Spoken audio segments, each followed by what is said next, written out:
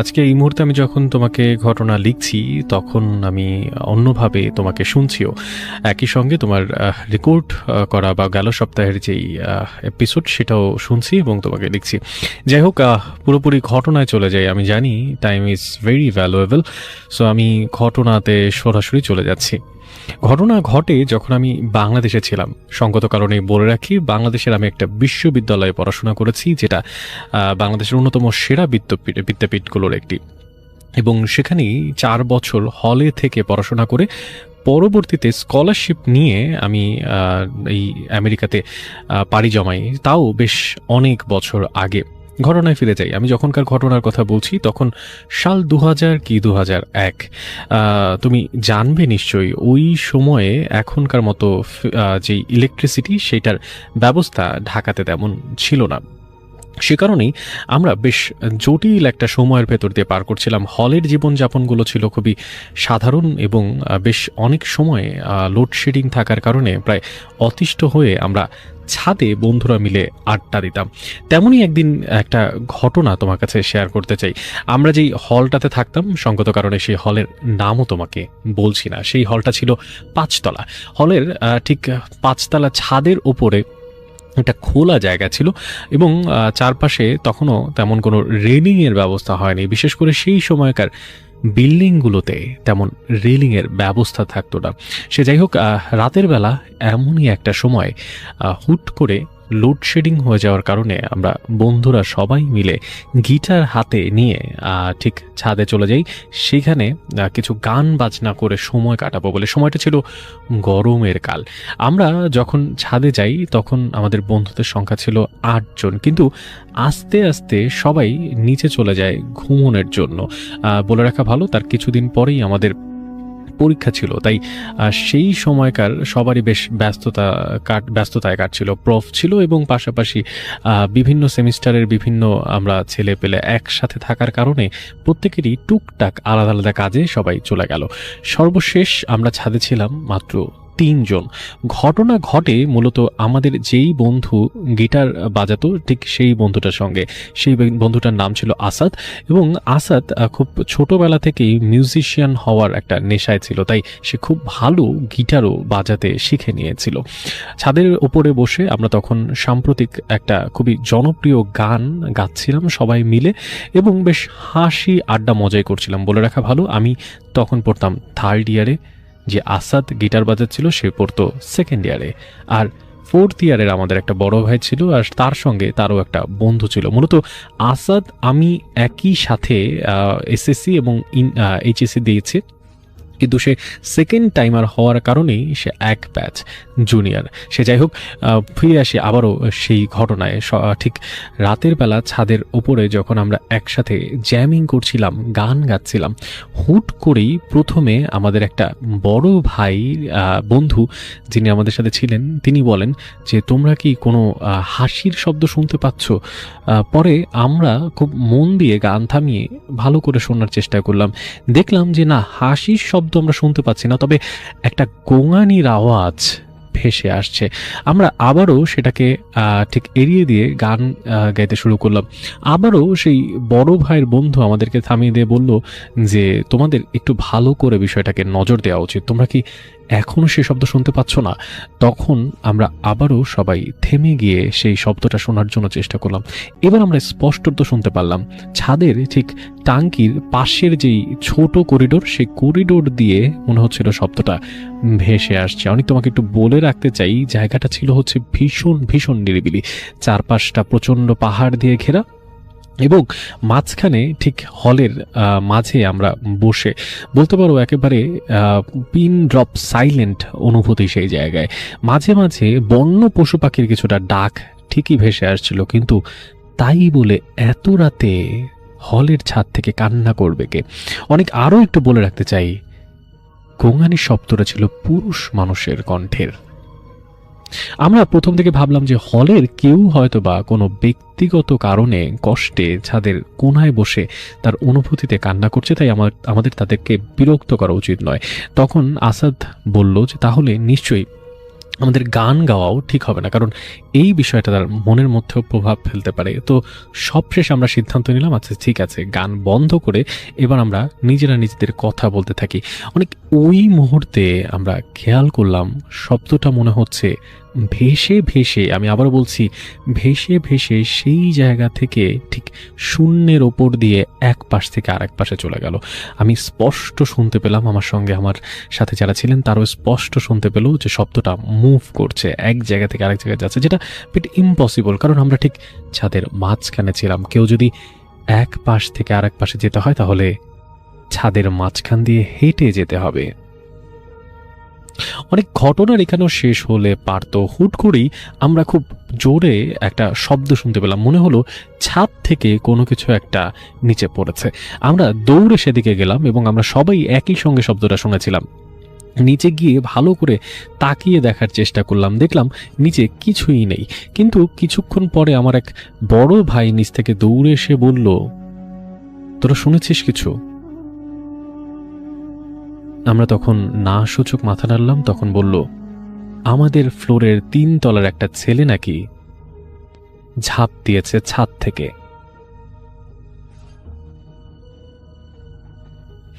অনেক তোমাকে একটু বলে রাখতে চাই, যে ছেলেটার কথা বলা হচ্ছিল আমরা জানতাম সে ছেলেটা পজেস্ট এই কারণেই বলছি, সে ছেলেটাকে অনেকটা সময় অনেকটা ধরে বেঁধে তার রুমের মধ্যে রেখে যাওয়া হতো এবং সে খুব উদ্ভট বিহেভ করতো। অনেকবার তাকে বাড়িতে নিয়ে যাওয়া হয়েছে, কিন্তু বাড়িতে সে কোনোভাবেই সুস্থ থাকতো না, বরঞ্চ হলে আসলে সে কিছুটা সুস্থ হতো। যাই হোক, আমরা সবাই দৌড়ে নিচে চলে যাই এবং নিচে গিয়ে সেই জায়গায় গিয়ে দেখি রক্তে ভেসে যাচ্ছে চারপাশ, উপুর হয়ে পড়ে আছে সে। তাড়াতাড়ি করে হলের অ্যাম্বুলেন্স রেডি করা হলো এবং তাকে সংশ্লিষ্ট আমাদের বিশ্ববিদ্যালয়ের যে হাসপাতাল সেখানে নিয়ে যাওয়া হলো এবং কিছুক্ষণ পরেই আমরা খবর পেলাম কর্তব্যরত চিকিৎসক তাকে মৃত ঘোষণা করেছে। অনেক ঘটনার এখানেও শেষ হলে পারত। আমাদের সবার মধ্যে হলের কেমন একটা ভয়, আতঙ্ক আর মন খারাপ ভয় করে বসলো। আমরা সবাই বসেছিলাম, এর মাঝখানে এই যে ঘটনা ঘটলো সেদিন রাতে, সেই ব্যাপারে আমরা নিজেদের মধ্যে আর কোনো কথা বললাম না। একদিন চায়ের দোকানে চা খেতে খেতে আমার সে বন্ধু আসাদ সেই প্রসঙ্গ আবারও টেনে তুলল এবং বলল, মনে আছে সেদিন আমরা গঙ্গানির শব্দ শুনেছিলাম? আমি বললাম, হয়তো সে ওখানেই ছিল, আমরা বরঞ্চ ভুলে ভাবছিলাম সে সেখান থেকে গোঙাচ্ছে। আমরা যদি একটু এগিয়ে যেতাম, আমরা যদি একটুকু খুঁজতে যেতাম, তাহলে বোধহয় আমরা সেই ছেলেটার জীবন বাঁচাতে পারতাম। তখন আসাদ নিজের মনের মধ্যে একটা গুমোট ভাব নিয়ে বলল, তুই ঠিক বলেছিস, আমরা আসলে হয়তোবা ছেলেটাকে বাঁচাতে পারতাম, কিন্তু আমরা বাঁচাতে পারলাম না। এরপরের বেশ কয়েকদিন কেটে গেল, আমরা এই বিষয় নিয়ে আর তেমন কোনো কথা বললাম না। একদিন খুবই অনবরত কারণে, ঠিক আবারও ইলেকট্রিসিটি না থাকার জন্যই আমরা আবারও ছাদে যাই এবং ছাদে গিয়ে আবারও বসে বসে গল্প করছিলাম। ওই দিন আমি, আসাদ এবং আমাদের আরও 2জন বন্ধু সেখানে উপস্থিত ছিল। অনেক বিশ্বাস করবে কিনা জানি না, দূরের একটা কোণায় আমরা দেখছিলাম ছাদের রেলিংয়ের ঠিক পাশে একটা ছেলে মাথা নিচু করে বসে আছে এবং ঠিক একই গোঙানির শব্দ। তখন রাত কয়টা হবে? আনুমানিক 11টা কিংবা 12টা। আসাদ হুট করে বলে উঠল, ব্যাপারটা কি? এত রাতে এখানে কে হবে?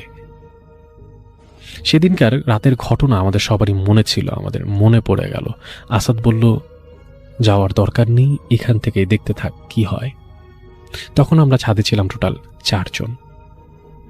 আমাদের একজন বন্ধু প্রচণ্ড ভয় পেয়ে যাওয়ায় সেখান থেকে চলে যায় এবং এরপরে আমরা 3 জন সেখানে দেখতে থাকি বসে বসে যে আসলে ঘটনা কি ঘটে বা এই ছেলেটাই বা কে। কিছুক্ষণের মধ্যে আমরা দেখতে পেলাম সেই ছেলেটি রেলিংয়ের ওপরে গিয়ে দাঁড়ালো। আমি আবারও বলছি, সেই গোঙানো ছেলেটি রেলিংয়ের ওপরে গিয়ে দাঁড়ালো। চাঁদের আলোতে আমরা স্পষ্ট দেখতে পেলাম এই ছেলে আর কেউ নয়, সেই ছেলে যে কিছুদিন আগে ঝাঁপ দিয়ে আত্মহত্যা করেছে। আমরা স্পষ্ট দেখলাম, আমরা সেখানে দাঁড়িয়ে আছি, ছেলেটা লাফ দিল, নিচে কোনোই শব্দ হলো না। আমরা 3 জন একসাথে দেখেছি। এই ঘটনার ব্যাখ্যা আমরা জানি না। এরপরেও বেশ কয়েকবার হলের বিভিন্ন জায়গায় শুনেছি যে সেই ছেলেটাকে নাকি ছাদে হাঁটতে দেখা গেছে, সেই ছেলেটাকে নাকি সেখানে মাঝে মাঝে গোঙাতে দেখা গেছে এবং সেখানে কান্নাকাটি করে আবার অনেকে নাকি সেখান থেকে ঝাঁপ দিতেও দেখেছে। আমি জানি না হলের এখন কি বর্তমান পরিস্থিতি এখনও সেটা দেখা যায় কিনা, তবে আমি শেষ যেই 2 বছর ছিলাম সেই 2 বছরে আমি বেশ অনেকবার হলের এই ঘটনা শুনেছি। তবে অবাক হলেও সত্য, সেটা হচ্ছে আমি এবং আসাদ দুজনের কেউই আর কখনো ছাদে উঠিনি। এই ছিল আমার ঘটনা। এই ঘটনা যদি তোমার ভালো লাগে অবশ্যই পড়ে শোনাবে। আমি জানি যে ঘটনার মধ্যে ভৌতিকতা হয়তো বা কম থাকতে পারে, তবে বিশ্বাস করো ঘটনাটা আমরা নিজের অবলোকন করেছি। ভালো থাকবে, সুস্থ থাকবে। অনেক দূর থেকে সবসময় ভূত নাইটের সাথে থাকি। নিশ্চয়ই ভূত নাইট দীর্ঘজীবী হবে। আর যে অনেক তোমাকে শুনতে আমার বেশ ভালোই লাগে, কাজ করতে করতে বেশ অনেকটা সময় তোমাকে শুনতে পারি। আর একটু বলে রাখতে চাই, ঠিক যেই সময় তোমরা ভূত নাইট চালু করো সেই সময় আমেরিকান টেক্সাসে আমরা কাজে ব্যস্ত থাকার দরুন তোমার ঘটনা আমি শুনতে পারি না, তাই বেশিরভাগ সময় আমাকে শুনতে হয় অফ টাইমে। তাই আমাকে অবশ্যই অবশ্যই আমার নামটা মেনশন করবে এবং জানাবে যে আমি তোমাদের সঙ্গে যুক্ত থাকি, যুক্ত আছি। শুভকামনা রইল ভূত নাইটের জন্য। Best wishes for all. Thank you very much যদি আমার ঘটনাটা তুমি শেয়ার করে থাকো। প্রিয় লিসেনার্স, এখন যে ঘটনাটি আমি আপনাদের সাথে শেয়ার করতে যাচ্ছি, এই ঘটনাটি আমাদেরকে পাঠিয়েছেন খুলনা বিভাগের বাগেরহাট জেলার ফকিরহাট থানা থেকে মাহবুবা মিম। ঘটনাটি মূলত ওনার পরিবারের সাথে ঘটে যাওয়া ঘটনা, আর এই ঘটনার মূল ভিকটিম হচ্ছে ওনার আম্মা। চলে যাচ্ছি সরাসরি ঘটনায়। মিমাপুর মা যখন স্কুল থেকে কলেজে ওঠে তখন তার মায়ের উপর এক দুষ্টু জিনের নজর পড়ে। এই জিনটি ওনার মাকে খুবই কষ্ট দিত। ওনার মা বেহুশ হয়ে যেত, বিভিন্ন ধরনের শারীরিক অসুবিধা দেখা দিয়েছিল। শুরুতে সবাই মনে করেছিল মনে হয় উনি কোনো কারণে ফিজিক্যালি সিক, তাই হয়তো বা এমনটা হচ্ছে। কিন্তু অনেকেই বুঝতে পারেনি যে আসলে ওনার সমস্যাটা কি। বোঝা গিয়েছিল তবে অনেক পরে।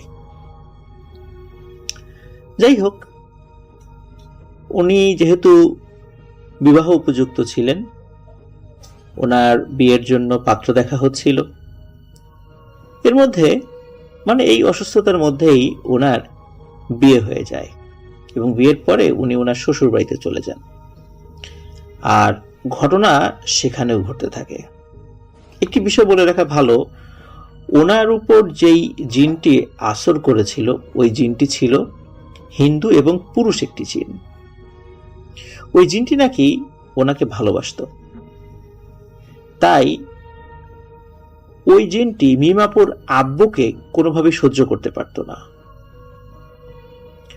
ওনাদের বাড়ি গ্রামে হওয়ায় পাশেই বিল ছিল। মিমাপুর আব্বু একদিন বাজার থেকে রাতে বাসায় ফিরে দেখে ওনার মা ঘরে নেই। আশেপাশে খোঁজাখুঁজি করে, কোথাও দেখা যাচ্ছে না। খুঁজতে খুঁজতে মিমাপুর আব্বু এসে দেখে যে মিমাপুর মা বিলের মধ্যে একা একা একটি নৌকা চালিয়ে কোথায় যেন চলে যাচ্ছে। মিমাপুর আব্বু ওনার মাকে অনেক ফেরানোর চেষ্টা করে, ডাকতে থাকে। যেদিক দিয়ে নৌকা নিয়ে যাচ্ছিল, যে পাশে স্থলভাগ ছিল ডাঙা ছিল, সেদিক দিয়ে উনি হেঁটে যাচ্ছে এবং ডাকছে, কিন্তু ওনার ডাকে কোনো পাত্তাই দিচ্ছে না। এটা কিন্তু মিমাপু তখনও হয়নি, বিয়ের অল্প কয়েকদিন পরেরই ঘটনা আর কি। যেখানে ওনার মা রাতে একা ওয়াশরুমে যেতেও ভয় পায়, সেখানে একা একা রাতের বেলা নৌকা নিয়ে অজানা গন্তব্যে কোথায় যাচ্ছে, এত সাহস কিভাবে এলো? মিমাপুর আব্বু তাড়াতাড়ি সবাইকে ডেকে আনে এবং ওনার মাকে ফিরে আনতে আরো কয়েকজন মানুষ নৌকা নিয়ে একসাথে কয়েকটা নৌকা নিয়ে বের হন এবং ওই নৌকার পিছু নেয়। অনেক কষ্টে ওই নৌকার তারা নাগাল পায় এবং বেশ কষ্ট এবং বেগ পোহাতে হয় মিমাপুর মাকে ঘরে ফিরে আনার জন্য। ঘরে ফিরে এসে খুবই অস্বাভাবিক আচরণ করে। হাসতে হাসতে ভারী গলায় বলে ওঠে, আমি ওকে নিয়েই যাব। কোনোভাবে তোরা আটকাতে পারবি না। যাই হোক, অনেক হুজুর, কবিরাজ এদের তদবির নেওয়ার পরও উনি কিন্তু সুস্থ হননি। প্রায়ই এমন চলতে থাকে। আর মিমাপুর আম্মা ওনার হাজবেন্ডের সাথে, মানে মিমাপুর আব্বুর সাথে নিজে থেকেই ঝামেলা করত, ঝগড়াঝাটি করত, এবং প্রায়ই উনি আত্মহত্যা করতে চাইত। মজার বিষয় হলো, কিছু সময় পরে ওনার এটা মনে থাকতো না। উনি বলতেন, কি রে, কি হয়েছে? মানে ওনার কোনো সেন্সই থাকতো না, বা উনি স্মৃতিভ্রষ্ট হয়ে যেতেন যে একটু আগে কি হয়েছে। বিভিন্ন ভাবে বিভিন্ন জায়গা থেকে তদবির নিয়ে আসা হয়েছে। তদবির নিয়ে অল্প কয়েকদিন সুস্থ থাকে, আবার একই সমস্যা দেখা দিত। যাই হোক, এর মধ্যেই মিমাপুর জন্ম হয়। আর সমস্যা কিন্তু মানে কম বেশি চলছেই। মিমাপু হবার পর ওনার মা ওনাকে কয়েকবার রেগে হত্যা করতে চেয়েছে, কিন্তু পারেনি। কিন্তু পরক্ষণে সে কথা আর তার মনে থাকতো না। কিন্তু এর থেকেও কিন্তু ভয়ানক রূপ দেখা বাকি ছিল। মিমাপু যখন ক্লাস 3-তে ওঠেন, তখন হঠাৎ তার মা আরো বেশি খারাপ অবস্থায় চলে যায়। সংসারে প্রচন্ড অশান্তি। একদিন রেগে ওনার মা দৌড় দেয়। বাড়ির সদস্যরা ওনাকে ধরার জন্য পিছনে দৌড় দেয়। কিন্তু অদ্ভুত ব্যাপার হলো, এক নিমেষেই ওনার মা কোথায় যেন হাওয়া হয়ে যান, আর কেউ খুঁজে পায় না। শুনশান রাস্তায় ওনার মা যেন হাওয়া, একদম বাতাসে মিলিয়ে গিয়েছে। একজন মহিলা কিভাবে চোখের পলকে এত জোরে দৌড় দিয়ে হাওয়া হয়ে যেতে পারে? রাত কিন্তু তখন 1টা বাজে। রাস্তায় কেউ নেই। একে তো গ্রামে তো সন্ধ্যার পরেই শুনশান নীরবতা নেমে আসে, তারপর রাত 1টা, রাস্তায় কেউ থাকবে না, এটাই স্বাভাবিক। চাঁদের আলোয় সবকিছু কিন্তু পরিষ্কার দেখা যাচ্ছে, কিন্তু ওনার মাকে কোথাও দেখতে পাচ্ছেন না। হাতে টর্চ লাইট নিয়ে বের হয়ে যান, খুঁজতে থাকেন, কিন্তু কোথাও ওনার মাকে খুঁজে পাওয়া যাচ্ছে না। চারদিকে খুঁজে কোথাও যখন পান না, তখন ওনারা বাড়ির দিকে যাওয়া শুরু করেন, মানে নিজের বাড়ির দিকে ফিরে আসতে থাকেন। যখন ওনারা বাড়ি ফিরে আসেন, তার অল্প কিছু সময় পরে ওনার মা একা একাই বাড়িতে ফিরে আসে, চোখে ভয়ের ছাপ। তখন বাড়ির সবাই জিজ্ঞেস করতে থাকে যে এত জোরে দৌড় কেন দিলা, আর কোথায় ছিলা? আমরা তো কিছুই মানে বুঝতে পারলাম না, যে হাওয়া হয়ে গেল। তখন মিমাপুর আম্মু জানালো যে সে তো কিছুই জানে না, এবং আরো একটি বিষয় বলল। তিনি বলেন যে আমার কি হয়েছে আমি জানি না, শুধু দেখলাম আমি জঙ্গলে পড়ে আছি, যেটা আমাদের বাড়ির কিছুটা দূরে। একা একা জঙ্গলে পড়ে থাকা দেখে আমি অনেক ভয় পেয়ে যাই, তখন উঠে চলে আসি।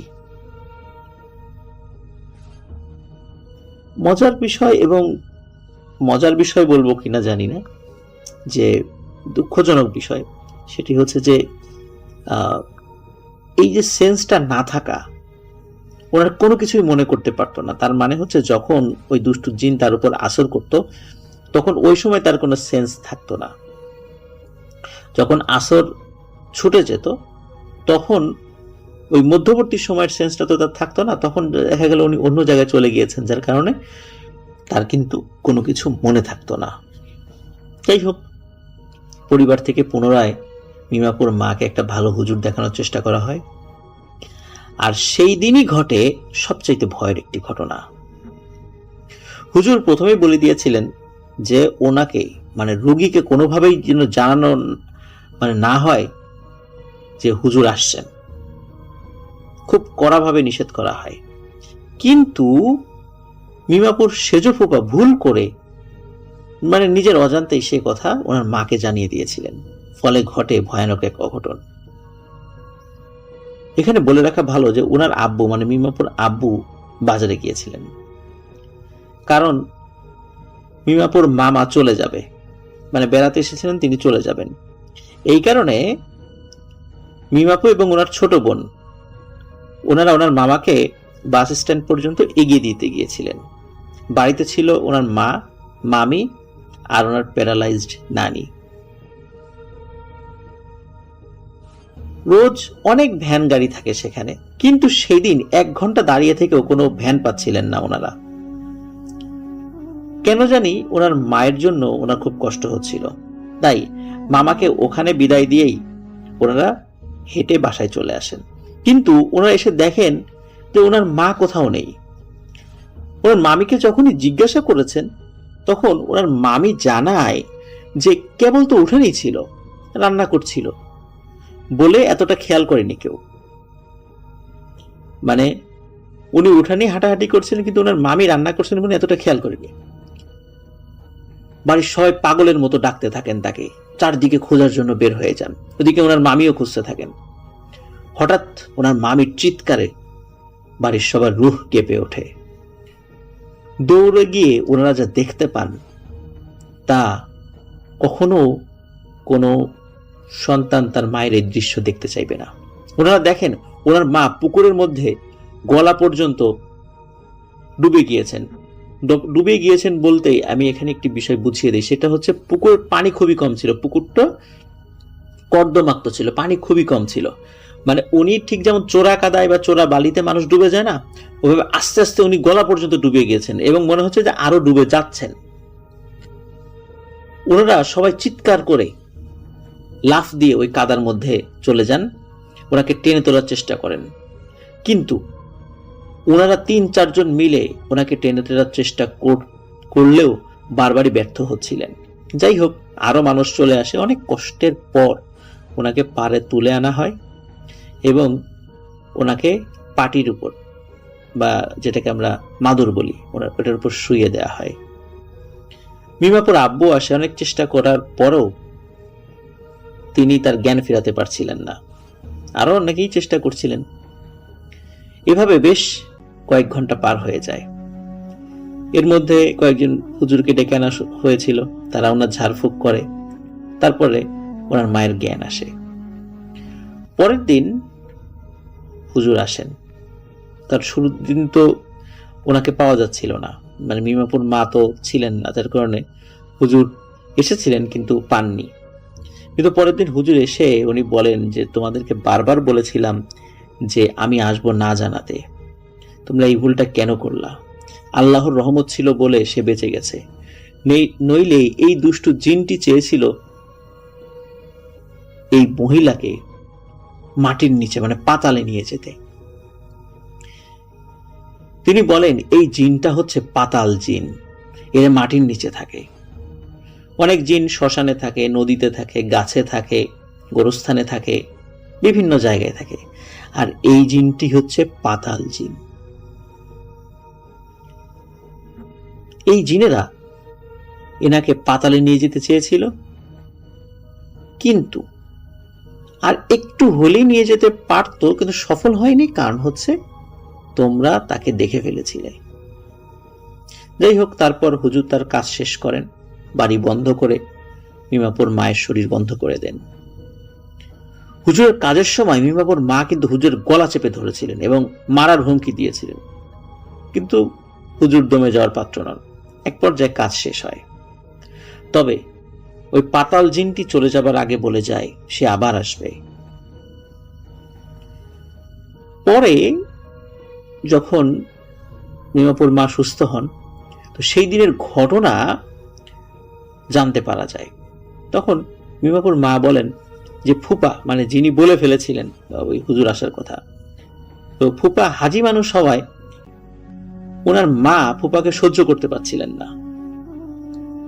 কেন যে সহ্য করতে পারছিলেন না এটাও উনি বলতে পারছিলেন না, কারণ ওনার মনে হচ্ছিল যে তার গলা চেপে মেরে ফেলতে।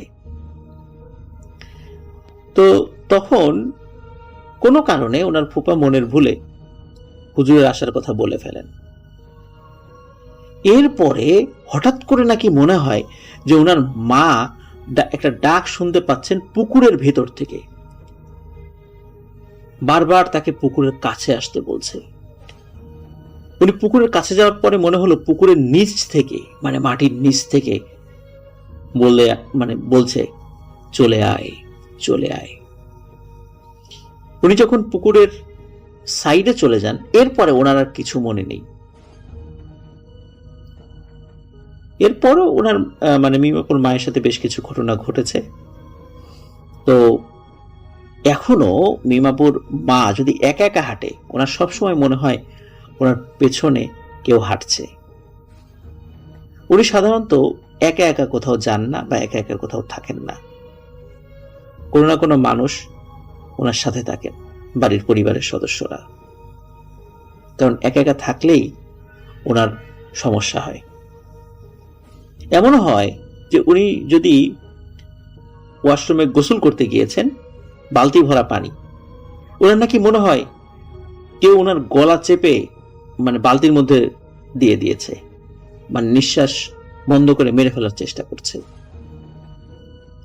প্রিয় লিসেনার্স, আমরা কখনো চাইবো না এই ধরনের ঘটনা কারোর সাথে ঘটুক। আর যার সাথে ঘটে আসলে সেই বুঝতে পারে কি ভয়ানক একটা অবস্থার মধ্য দিয়ে সে যাচ্ছে। আমাদের কাছে এই সমস্ত ঘটনা কারো কাছে ভয়ের মনে হতে পারে, কারো কাছে ভয়ের মনে নাও হতে পারে, কিন্তু যেই পরিবার বা যার সাথে ঘটে তিনি আসলে বুঝতে পারেন বা তারা বুঝতে পারেন যে তারা কতটা ভয়ের মধ্যে রয়েছেন। এটি ছিল ঘটনা। অসংখ্য ধন্যবাদ মাহবুবা মিমাপুকে। আসসালামু আলাইকুম জিফরি ভাই, আশা করি ভালোই আছেন। আমার নাম মোহাম্মদ সাব্বির হোসেন। আজ আমি একটি কালো জাদুর ঘটনা শেয়ার করব, যা আগে কখনো কোথাও শেয়ার করা হয়নি। ঘটনাটি ঘটেছিল আমার বন্ধুর পরিবারের সাথে। আমার বন্ধুর নাম আলী। আমরা ঢাকায় একসাথে মেসে থাকি। ঘটনার স্থান নারায়ণগঞ্জ, ২৫০০ থানা। আমার বন্ধু আমাকে যেভাবে ঘটনাটা বলেছিল আমি ঠিক সেইভাবেই বলছি। সাল ২০১৮। আমাদের গ্রামের পরিবারের সবাইকে একসাথে মিলেমিশে ভালোই যাচ্ছিল আমাদের সময়টা। আমরা ৩ ভাই, মা বাবা, ২ কাকা, ২ কাকি, ১ ফুপি, আরেক ফুপির বিয়ে হয়ে গেছে। ফুপা ছিল একটু হুজুর টাইপের। হঠাৎ করে এক রাতে আমার কাকিমা ঘুম থেকে উঠে দেখতে পায় আমার বাবার উপরে কালো একটা ছাড় মতো কিছু একটা বসে কান্না করছে আর বলছে, আমি এসে গেছি, আমি এসে গেছি। এটা দেখে আমার কাকিমা বাইরে পড়ে যায়। আমরা সবাই গিয়ে দেখি কাকিমা জ্ঞান হারিয়ে পড়ে আছেন। জ্ঞান ফিরে আসার পর জিজ্ঞেস করা হলো কি হয়েছে। উনি তখন বললেন বাবার সাথে কি হয়েছে বা তিনি কি দেখেছিলেন।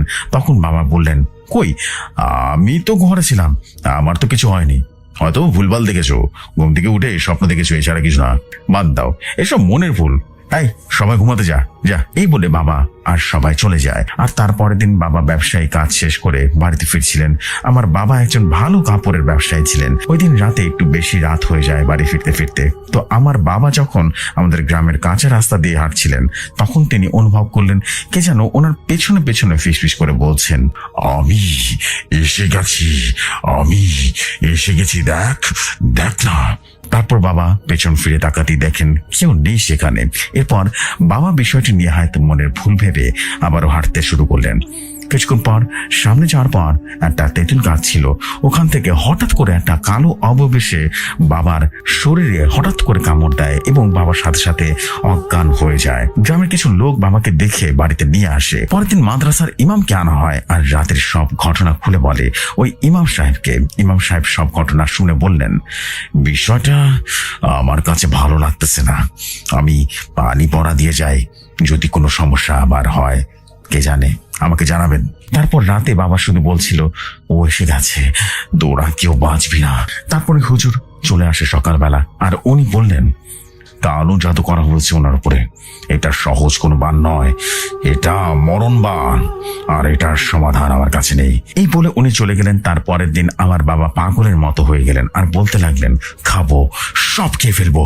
এই বলে একটা তরকারি কাঁটার বটি নিয়ে ঘরে গিয়ে রীতিমতো দরজা বন্ধ করে ফেলেন। আর দরজা ভেঙে ঘরে যাই আমরা এবং দেখতে পাই আমার ছোট ভাইয়ের একটা হাত কামড়িয়ে কামড়িয়ে খাচ্ছে আর বলছে, কি মজা, কি মজা। আমরা দেখলাম পুরো ঘর একেবারে লাল রক্তে ভরে গিয়েছে। আমার ভাইয়ের মাথা খাটের নিচে আর শরীর খাটের উপরে। এমন ঘটনা দেখে বাড়ির সবাই রীতিমতো কান্নায় ভেঙে পড়েন। বাড়িতে পুলিশ চলে আসে। আমাদের টাকা ছিল বলে ঘটনাটা থামা চাপা দিয়েছি, কিন্তু এদিকে আমার বাবার অবস্থা খারাপ হতে থাকে। আর আমরা একই সাথে লক্ষ্য করি যে আমার বাবা মাঝে মাঝে ওনার নিজের হাতে কামড় দিয়ে রক্ত বের করে খেত আর কোনো খাবার খেত না। আমার কাকা আর আমরা সবাই মিলে একটা ভালো হুজুরকে খোঁজ করি এবং খোঁজ করার পর একজন হুজুরের সন্ধান পায়। ওনার নাম আসমত আলী। উনি এসে বলল, ওনার কাছের কেউ ওনাকে কালো জাদু করেছে, কিন্তু কে করেছে তা আমি জানি না, যদিও আমি চেষ্টা চালাচ্ছি, জানলে আপনাদেরকে জানাবো। এই বলে একটা তাবিজ দিল আর সাথে পানি পড়া দিয়ে চলে গেল। একদিন আমার ফুপা আসলো, এসে বলল, এত কিছু হয়ে গেছে, আমাকে জানাওনি কেন তোমরা? এই বলে উনি বাবাকে দেখে রীতিমতো হতভাগ বনে গেলেন এবং বলে উঠলেন, এই কি দেখলাম আমি? না না না না, এটা হতে পারে না। আগে বলে নিচ্ছি, উনি হুজুর টাইপের মানুষ ছিলেন। আর আমার ফুপা এটা বলে রীতিমতো চুপ করে বাইরে চলে এলেন। আর আমার কাকা ওনাকে বললেন, তুমি কি কিছু জানো ওনার কি থেকে কি হয়েছে, কালো জাদুটা কে করেছে? উনি বলল, না না না, আমি কিছু জানি না, এমনি ভয় পেয়ে গেছি। এটা বলে উনি বাসা থেকে চলে গেল। হঠাৎ করে রাতের বেলায় মা কান্না করে উঠে পড়লেন। বাবার কান দিয়ে রীতিমতো পোকা বের হয়ে আসছিল, আর একটা ছায়া ঘরের চারিদিকে রীতিমতো দাঁড়িয়ে দাঁড়িয়ে হাসছিল। একটু পরেই আবার মিলিয়ে গেল। এদিকে আমাদের ব্যবসার অবস্থাও ভালো না। মাও দিন দিন শুকিয়ে যাচ্ছিল, মনে হচ্ছিল মার শরীর দিয়ে রীতিমতো রক্ত চুষে চুষে কেউ খেয়ে নিচ্ছে। তারপর একদিন আসমত আলী হুজুর আবারও বাসায় আসেন এবং আমাদেরকে ওনার এক পরিচিত বড় হুজুরের ঠিকানা দিয়ে বললেন, ওনার পরিচয় দিলে নাকি উনি সাহায্য করবেন এবং করলেও করতে পারেন, কারণ তিনি এখন আর এসব কাজ করেন না। তো আমরা পরদিনই ওনার কাছে চলে গেলাম। পরে উনি প্রথমে না করলো আমাদেরকে, পরে আমাদের কথা শুনে বলল, ঠিক আছে, আমি যাব আপনাদের বাসায়, তারপর যা করার করব। এই বলে আমাদেরকে বিদায় দিয়ে চলে আসলেন। আমরা বাসায় এসে দেখি আমার বড় ফুপি আবার এসেছে এবং বড় ফুপি দাঁড়িয়ে দাঁড়িয়ে কান্না করছে। অন্যদিকে আমার মা আরো অসুস্থ হয়ে পড়ে, মাকে হসপিটালে নিয়ে যাওয়া হয়। আমার মাকে আর বাঁচানো যায়নি। আর দুদিন পর জাহাঙ্গীর হুজুর আমাদের বাড়িতে আসে আর এসে আমাদেরকে জানালো বাবার রুম থেকে বেরিয়ে যেতে। আমরা সবাই চলে যাই।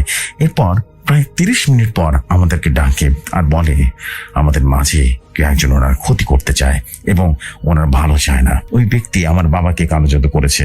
হুজুরের ভাষায় বলছি, শোন, যদি এই কালো জাতি থেকে তোরা সবাই রক্ষা পেতে চাস, তাহলে তোদের সবাইকে একটা কাজ করতে হবে, না হলে তোরা সবাই মারা যাবে।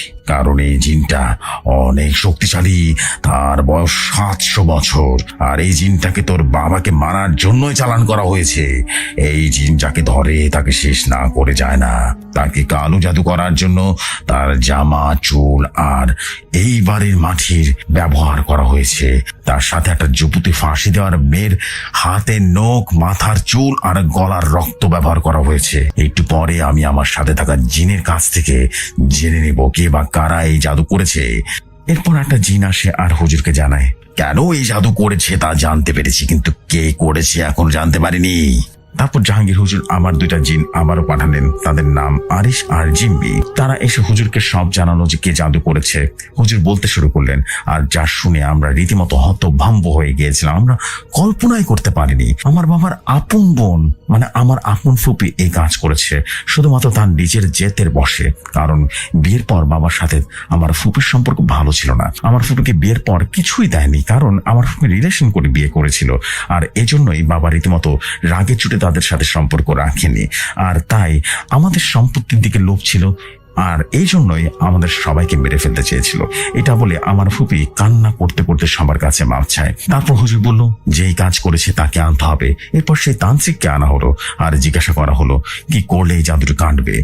তান্ত্রিক বলা শুরু করলেন, আমি এই মেয়েকে আগে বলেছি, যা করবি ভেবে কর, পরে কিন্তু পিছিয়ে আসতে পারবি না, কারণ এখানে পিছিয়ে আসলে বিপদ, সবকিছু এলোমেলো হয়ে যাবে।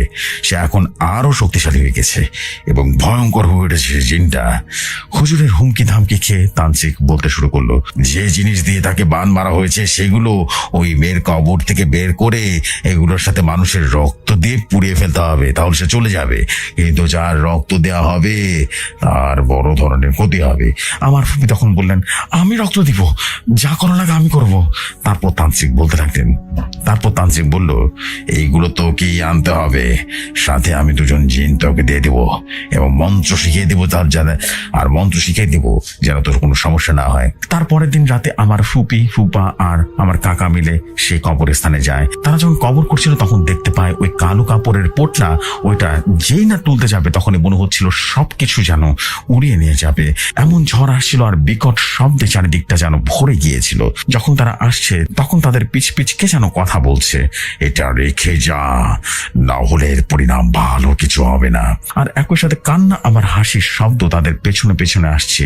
একটা সময় সবকিছুই স্বাভাবিক হয়ে যায় আর এগুলো নিয়ে আসে। তারপর কথা মতো ফুপি রক্ত দেয়। তান্ত্রিক বলে উঠে, আমি এই জিনকে তাড়াতে পারবো না, এই কাজ হুজুর আপনি পারবেন, দয়া করে আমাকে রক্ষা করুন। তখন হুজুর তান্ত্রিককে বললেন, আচ্ছা ঠিক আছে, দেখি, আল্লাহ ভরসা। এরপর হুজুর জিনদের মাধ্যমে খবর পায় বদ জিনগুলো আমাদের বড় ক্ষতি করার চেষ্টা করছে এবং ফুঁসে আছে। আর এদিকে আমার বাবা ঘরের এক কোণায় বসে বসে একবার কাঁদে আর একবার হাসে আর নিজের শরীর থেকে রক্ত বের করে। তারপর জাহাঙ্গীর হুজুর বললেন, আমি আজ রাতে এই সমস্যার সমাধান করব। এই বলে হুজুর আরিশ আর জিম্মি এই দুজন জিনকে বললেন, আমি যখন রাতে এই বদ জিনকে তাড়ানোর চেষ্টা করব, তখন তোমরা তার শক্তিকে তোমাদের শক্তি দিয়ে দমিয়ে রাখবে। মনে রাখবা, যদি কোনো ভুল হয় আমার সাথে তোমার প্রাণ নাশ হয়ে যাবে বললাম। জিনরাও বলল, জি হুজুর, আপনি আপনার মতো কাজ করুন, আমরা সব সময় আপনার সাথে আছি, রাত পর্যন্ত থাকবো, এবং আপনি যখন জিনটাকে হাজির করবেন আমরা আপনার সাথে থাকবো। এরপর সময় মতো জিনটাকে হাজির করা হয় আর জিজ্ঞাসা করা হয়, তুই কেন ওকে কষ্ট দিচ্ছিস, ওকে ছেড়ে চলে যা। সে কিছু বলে না। হুজুর আবারও বলে, তুই যদি এখন চলে না যাস আমি তোকে মেরে ফেলবো। এটা শুনে আমার বাবা ভেতর থেকে সেই জিনটা হাসতে লাগলো আর বলতে লাগলো, কি আমাকে মারবি? নে মার, মার আমাকে তোর মতো মার। এরপর সেই জিনটা অনেক খারাপ কথা বললো, অনেক গালি দিল, সেটা না হয় এখানে আর তুলে ধরলাম না। এরপর হুজুর বলল, কি করলে চলে যাবি সেটা বল। বদ জিনটা তখন বলল, তার বউ বাচ্চাকে যেভাবে মেরেছি তাকেও মারবো, সাথে পুরো পরিবারকে মেরে চলে যাব। আমার কাজ আমি শেষ না করে যাব না, আর এর মাঝে যে আসবে তাকেও মেরে ফেলবো। এর মাঝে দেখলাম তার কোনো হাসি নেই। আমি বুঝে ফেললাম আমার জিন কাজ শুরু করে দিয়েছে। কবর থেকে আনা ওই জিনিসগুলো একটা গোল বৃত্তের ভেতরে রেখে আগুন জ্বালিয়ে দিয়েছেন। তারপরে ওই শয়তান জিনটা বলতে লাগলো, বন্ধ কর, বন্ধ কর, আমি যাবো, বন্ধ কর হুজুর। হুজুর তখন বলল, এই তো এখন লাইনে আসছিস। জিন বলল, আমি চলে যাব ঠিকই, কিন্তু জানের বিনিময়ে জান নিয়ে যাব। হুজুর তখন বলল, তোর কি চাস সেটা বল। জিনটা তখন বলল, মানুষের বিনিময়ে মানুষ চাই আমি। হুজুর তখন বলে উঠল, আমি তোকে এটা করতে দেব না। তখন জিনটা বলল, আমি চলে যাব, যার জন্য এসেছিলাম তাকে নিয়ে চলে যাব। এটা বলে সে চলে যায় আর সবকিছুই মুহূর্তের মধ্যেই ঠান্ডা হয়ে যায়। আমরা সবাই এক মুহূর্তের মধ্যে থমকে যায়। আমরা দেখলাম আমার ফুপা মাটিতে পড়ে গেল এবং তার নিথর দেহটা দেখে আমার ফুপি অঝরে কেঁদে যাচ্ছে। এই ঘটনা এখানে শেষ হতে পারত, কিন্তু এখানে শেষ হলো না। কে জানে আমাদের জন্য ঠিক 7 দিন পর ছিল আরো একটি কালো দিন। ওই দিন আমার বাবা মারা গিয়েছে আর মারা যাওয়ার আগে বলে গেল, আমি চলে যাচ্ছি, হয়তো আবার দেখা হবে। তারপর 1 বছর হলো আমাদের সাথে আর কোনো সমস্যা হয়নি, আর আমাদের ফুপির সাথে আমাদের আর কোনো সম্পর্ক নেই বা যোগাযোগও করিনি। আজও ওই দিনের কথা মনে পড়লে গা শিউরে ওঠে। এই বলে আমার বন্ধু ঘটনাটি শেষ করেছিল এবং সে কান্নায় ভেঙে পড়েছিল। তো এই ছিল ঘটনা, আমার বন্ধুর সাথে ঘটে যাওয়া ঘটনা, এবং আশা করছি যে ভাই ঘটনাটি ভালো লাগবে। অনেক ঝড় বয়ে যাচ্ছিল সেদিন রাতে। সামিন ও রাজিন 2 ভাইয়ের রুম অন্ধকার, ওরা দুজনেই আলাদা রুমে। রাজিন সেদিন রাতে সিনেমা দেখে টিভি রুমেই ঘুমিয়ে পড়েছিল, আর সেই একের পর এক বিদ্যুৎ চমকানোর শব্দ এতটাই ভয়ঙ্কর ছিল যে এতটাই জোরে হচ্ছিল যে সামিন উঠে যায়। সামিন অনেক ভয় পেয়ে গেছিল। সামিন রাজিন হচ্ছে 2 ভাই, যমজ ভাই। ওদের সে সময় বয়স ছিল 14 বছর, 2008 সালের কথা। ওদের বাসাটা তখন একদম নতুন, নিজেদের বাসা। ওরা একটা জায়গায় থাকতো আগে, সেখান থেকে চলে আসে সরাসরি নিজেদের বাড়িতে। সদ্য বাসায় তখনও মেইন গেট লাগানো হয়নি। পার্কিংয়ে বালির স্তূপ, ইটের স্তূপ, সেই স্তূপ পার করে সিঁড়ি ভেঙে দোতলায় উঠতে হতো। সেদিন পর্যন্ত 20 দিনের মতো হয়েছে ওরা মাত্র এই বাসায় থাকা শুরু করেছে। 3 তলার কাজ চলছে, সেখানে কাজ শেষ হলেই ভাড়াটিয়া উঠবে। আশেপাশে প্লটের মাঝে ওদেরই বাসা। আশেপাশের প্লটগুলোতে হয়তো টিন শেডের বাড়ি আছে, কিন্তু কেউ ওখানে থাকে না। এমন জায়গায় বাড়ি করেছে সেখান থেকে আসলে গাড়ি করে দূরে বাজারে যাওয়ার লাগে। এলাকাটার নাম নিচ্ছি না। সেদিন রাতে মেঘের গর্জনে সামিন উঠে যায়। অনেক বাতাস, বেশ বাতাস আসছিল। জানালা লাগায়, কারণ বাতাসে জানালা ভেঙে যাবার মতো উপক্রম। রাত কতটা বাজে সামিন জানে না, তবে সামিন দেখে তাদের বাসার সামনের যখন বারান্দায় যায়, বাসার সামনে রাস্তার উপর 3টা গরু জবাই করা। গরুগুলোর জবাই এমনভাবে করা যেন কেউ কোরবানির গরু যেভাবে জবাই করে দূরে সরে যায়, এরকম কেউ কারা জানি জবাই করে দূরে সরে গেল। আর চারিপাশে 8-10 জন মানুষ ঘুরছে, ঘুরপাক খাচ্ছে, উপর থেকে পরিষ্কার দেখা যাচ্ছে। সামিন দেখলো দূরে একটা প্লটের ভেতরে গাছপালা দেয়াল ভেদ করে আরো কয়েকজন আসছে। শব্দগুলো এমন হায়নারা ডাকলে যেমন হি হি হি হি শব্দ আসে, ঠিক সেরকম শব্দ। সামিন ভয়ে বারান্দার দরজা লাগিয়ে ভেতরে গিয়ে জানালার পর্দা আস্তে করে সরিয়ে দেখতে গেল। যদি বারান্দা দিয়ে দেখার সময় কোনো বিপদ হয় সেজন্যই ভেতর দিয়ে দেখতে গেছে। সামিন আর কিছুই দেখল না পর্দা সরিয়ে। সেদিনের রাতের নারকীয় সেই ঝড়ের কবলে পড়া তার ব্রেইন খুব ভালোভাবে প্রতি মুহূর্তে সেই জবাইয়ের দৃশ্য দেখাচ্ছিল। এক পর্যায়ে ঠিক হয়, তার বাবা বলে আসলে এই বাড়ি করবার সময় অনেক ঝক্কি ঝামেলা হয়েছিল। তার বাবাকে যখন বলে, তার বাবা তখন তার আশপাশের লোকজনদেরকে বলছিল এই বাড়ি করার সময় সমস্যা হয়েছিল, সেটা সে শুনেছিল। সেই ঝক্কি ঝামেলাকে এড়িয়ে ঝড়ের রাতের পর থেকে সামিন বেশ বদলে যায়। তার সিক্স সেন্সে মারাত্মক প্রভাব পড়ে, যা এই ঝড়ের রাত পর্যন্তই সীমাবদ্ধ। তাই তো আমি বলছি, ঝড়ো হাওয়ার একের পর এক এপিসোড, একের পর এক ভয়ঙ্কর অভিজ্ঞতা আপনাদের কাছে শেয়ার করছে ভৌতিকতা। এমন অনেক মানুষ আছে যারা সমাজে নিজেদেরকে কিছু কাজ আড়াল করেই করতে পছন্দ করে। তাদের মধ্যে থেকে কিছু মানুষ আমাদের সাথে যোগাযোগ করেছেন। গত এপিসোডের যার ঘটনা শুনেছেন, সাইফুল ভাই তাদেরই একজন। তিনি আমাদেরকে তার কথা বলেছেন, তার অভিজ্ঞতার কথা শেয়ার করেছেন, যেটি আপনারা শুনেছিলেন আগের এপিসোডের আংশিক অবস্থায়। অংশ করে ঘটনা প্রচার করার ইচ্ছা আসলে আমাদের কারোরই নাই, কিন্তু কিছু জিনিসের প্রতি লক্ষ্য রেখে সেদিন আমরা অর্ধেক ঘটনায় প্রকাশ করেছি। বৃহস্পতিবারের ভৌতিকতায় আমি ডক্টর আলিফ ও আমাদের মডারেটররা আপনাদের সবাইকে জানাই সাদর আমন্ত্রণ। আমাদের কথা পৌঁছে দিন আপনাদের প্রিয়জনদের, আপনাদের প্রোফাইলে শেয়ার করে দিন আমাদের আজকের এপিসোডের লিংক। অনেকেই জানে না, এখনো জানে না এসব ঘটনার কথা। আপনাদের তা জানাতে হবে। আমাদের যারা শুনছেন এবং সাবস্ক্রাইব করেননি তারা সাবস্ক্রাইব করে ফেলুন এবং নিচের বেল বাটনটি হিট করে রাখুন। যারা ইতোমধ্যে করেছেন তাদের জন্য অনেক অনেক ধন্যবাদ। আমাদেরকে ঘটনা পাঠাবার ঠিকানা ভৌতিকতার ইমেল অ্যাড্রেস, যেটি স্ক্রলিংয়ে যাচ্ছে, ডিসক্রিপশনে আছে, দ্যাট ইজ BHOUTIGGOT ভৌতিকতা@gmail.com। এইখানে আপনারা আপনাদের এক্সপিরিয়েন্স স্টোরি এবং আপনার কালেক্টেড স্টোরি পাঠাতে পারেন। অবশ্যই সেটা পাঠানোর পর আপনাদের ইমেল অ্যাড্রেস, আপনাদের ফোন নাম্বার এবং আপনাদের ঠিকানা দিতে ভুলবেন না, যাতে আমাদের কনসার্ন টিম আপনার সাথে যোগাযোগ করে এবং আপনাদের কাছ থেকে ভেরিফিকেশনের জন্য আমরা যেন এটা প্রসিড করতে পারি। আমরা ভেরিফাই করে ঘটনা শেয়ার করতে যাচ্ছি, যেটার জন্য আপনাদের মোবাইল ফোন নাম্বারটা শেয়ার করাটা অতি দ্রুত। আমাদের আজকের এপিসোডের স্পন্সর মিমিস কিচেন, যার ডিটেলস আপনার ডেসক্রিপশনের লিঙ্ক সহ পেয়ে যাবেন।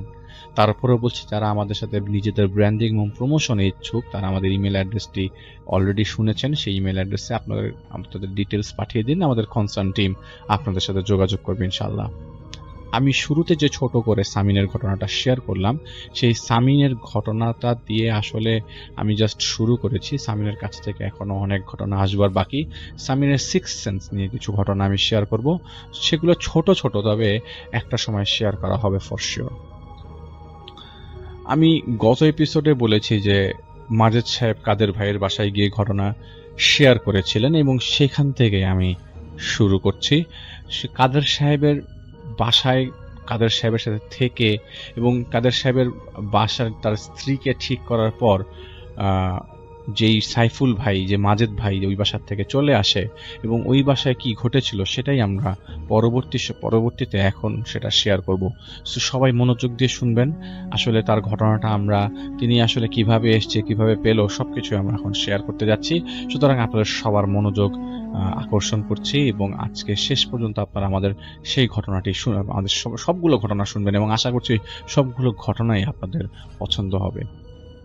কাদের সাহেবের বাসায় সেদিন মাজেদ ভাই বলে যে আমি যে এতক্ষণ ডাকলাম আসলে না কেন। তো সাইফুল ভাই মাজেদ ভাই সাইফুল ভাইকে জিজ্ঞেস করে। তো সাইফুল ভাই বলে যে জানি না ভাই, কিছু তো একটা সমস্যা আছে। যাই হোক, আপাতত এই মহিলার কাজ তো হলো, ওনার মনে হচ্ছে কোনো সমস্যা নাই। কাদের সাহেব মাজেদ ভাইকে অনেকগুলো টাকা দিতে চাইলো, কিন্তু মাজেদ ভাই শুধু তার রিক্সা চালালে যে টাকাটা আয় করতো সেই টাকাটা যাতায়াত ভাড়াটা নেয়, আর বলে আমি কিছু করি নাই, সেটা তো আপনারা দেখতে পেরেছেন, যা করেছে এই ছেলেটা করেছে, সাইফুল সাহেবের নাম নিচ্ছে আর কি। তো সাইফুল ভাইকে নিতে বললে সাইফুল ভাই এই টাকাটা আমার লাগবে না, এবং এদের কথায় কোনো বিশ্বাস নাই, এরা আবার আসতে পারে, পরে বলবেন যে ধোকা দিয়ে আপনার টাকা নিয়ে গেছি, এই ভার আমি নিতে পারবো না, আল্লাহ না করুক হয়তো আসবে না, কিন্তু তারপর আমি নিব না, আপনি টাকাগুলো একটা এতিমখানায় দিয়ে দিন। তবে এখানে আমার প্রতিশোধী বিষয়টা, আসলে আপনার টাকাটা মুখ্য বিষয় না। তো মাজেদ ভাই তার কথা শুনে খুব খুশি হয়ে যান যে টাকা নিল না সে ছেলেটা, সাইফুল ভাই টাকা নিল না। তিনি সাইফুল ভাইকে তার জানা সবকিছু আস্তে আস্তে তখন শেখানো শুরু করে। এর মাঝে তিনি সাইফুল ভাইকে একটা জিনকে তার সাথী বানিয়ে ফেলে। এই জিনগুলোকে বশ করতে অনেক কষ্টসাধ্য ছিল, কারণ জিনগুলো ছিল আলেম শ্রেণীর, এবং এরা যতক্ষণ না নিজের ইচ্ছাতে কারোর সাথে মেশে ততক্ষণ কেউ তাদের ডাকলেও তারা আসে না। তো সাইফুল ভাই পরে জানতে পারে মাজেদ ভাইয়ের কাছ থেকে। তো এখানে মাজেদ ভাই তাকে মাঝে মাঝে জিজ্ঞেস করতো, আচ্ছা তুমি কি কোনো অস্তিত্ব টের পাও কোনো শক্তিশালী কিছুর?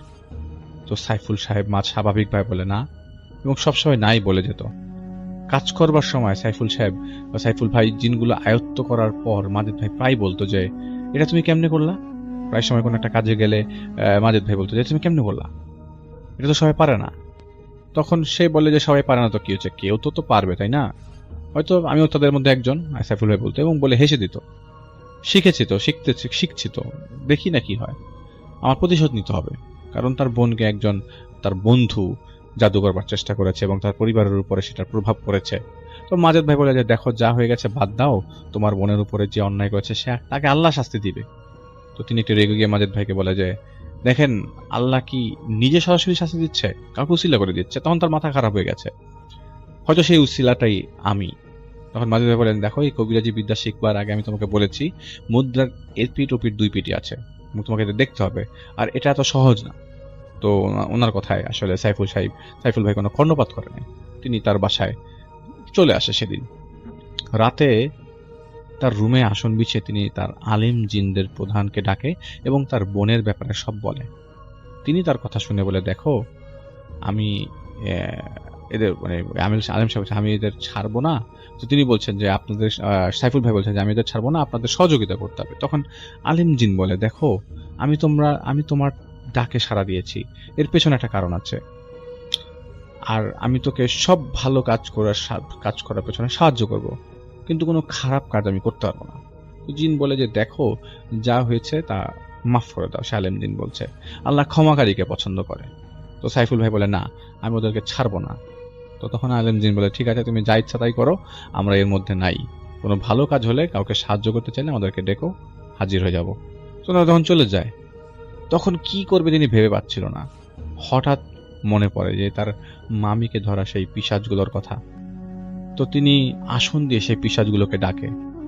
তো তাদেরকে ডেকে বলে যে তোদের আমার একটা কাজ করতে হবে, এই কাজটা করতে হবে। তখন তারা রাজি হয় এবং তারা করে দেবে, বলে যে হ্যাঁ ঠিক আছে আমরা করে দেব। তখন সাইফুল ভাই বলে যে ওই ছেলে সব পুরো পরিবারকে শেষ করে দিতে হবে।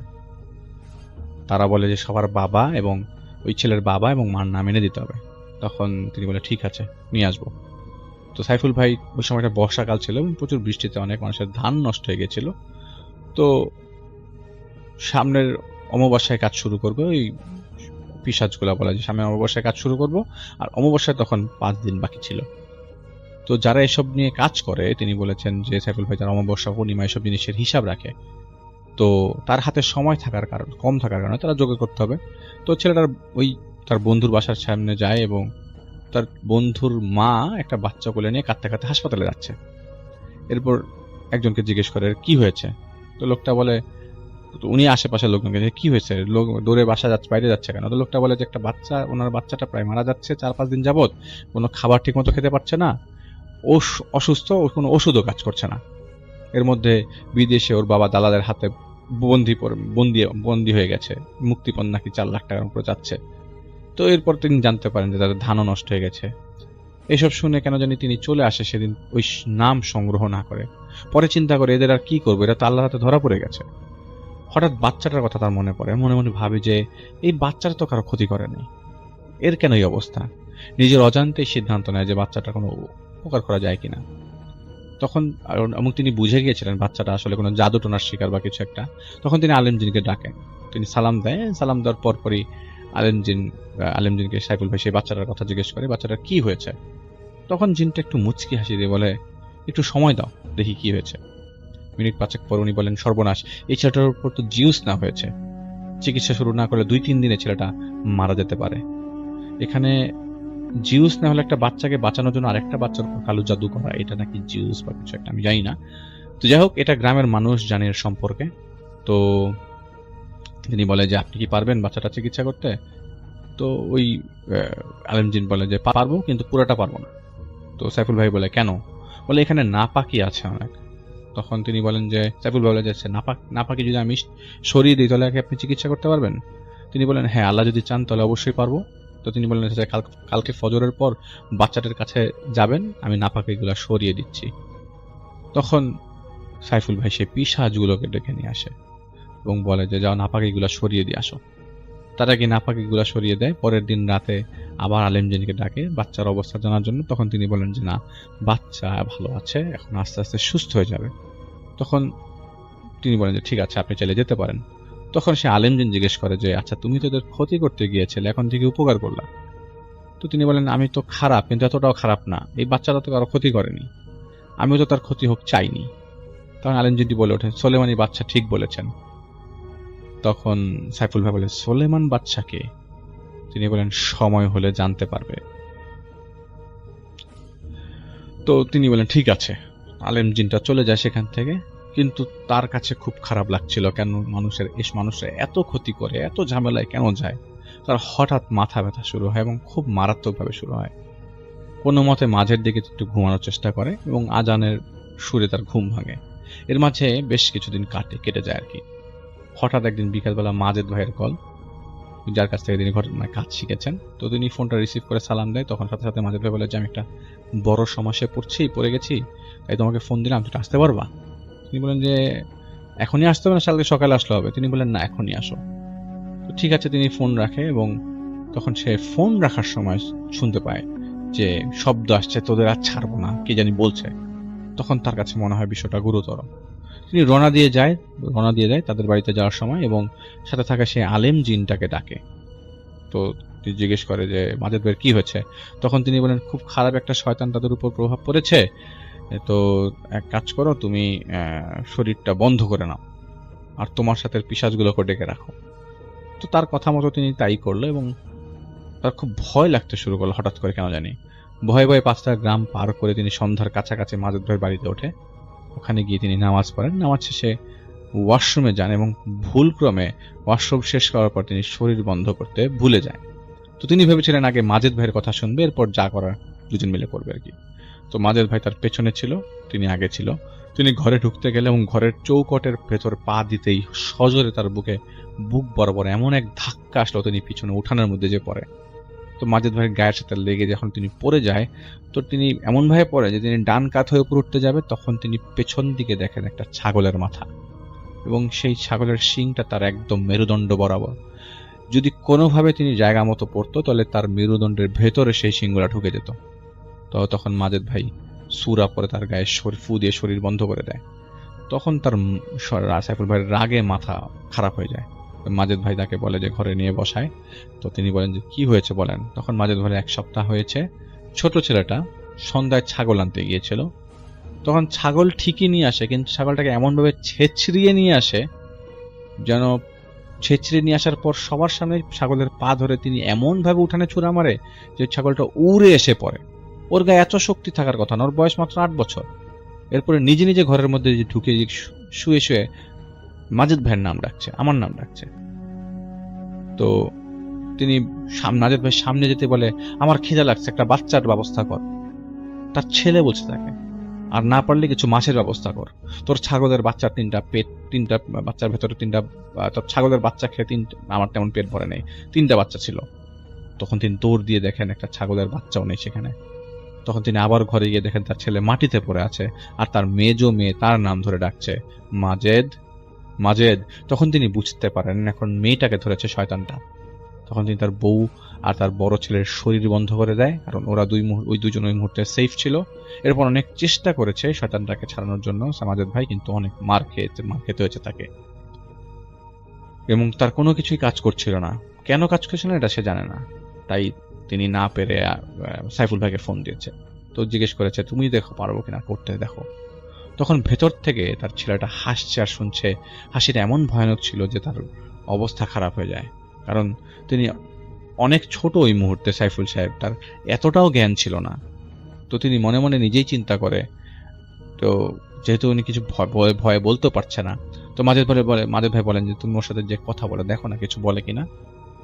তখন সাইফুল ভাই আলেম জিন ডাকে এবং বলে দেখি কিছু করা যায় কিনা। তিনি বলেন জানতে পারবো সবকিছু, তবে ফজরের পর, এখন না। তো আর ওনার মেয়ে আর ছেলেকে বেঁধে রাখতে হবে, ওইটা আলেম জিন বলে আর কি, নয়তো এই শয়তান এদেরকে নিয়ে চলে যাবে। তো রাতে ঘরের টিন পেটানোর শব্দে তিনি ঘুমাতে পারছিল না।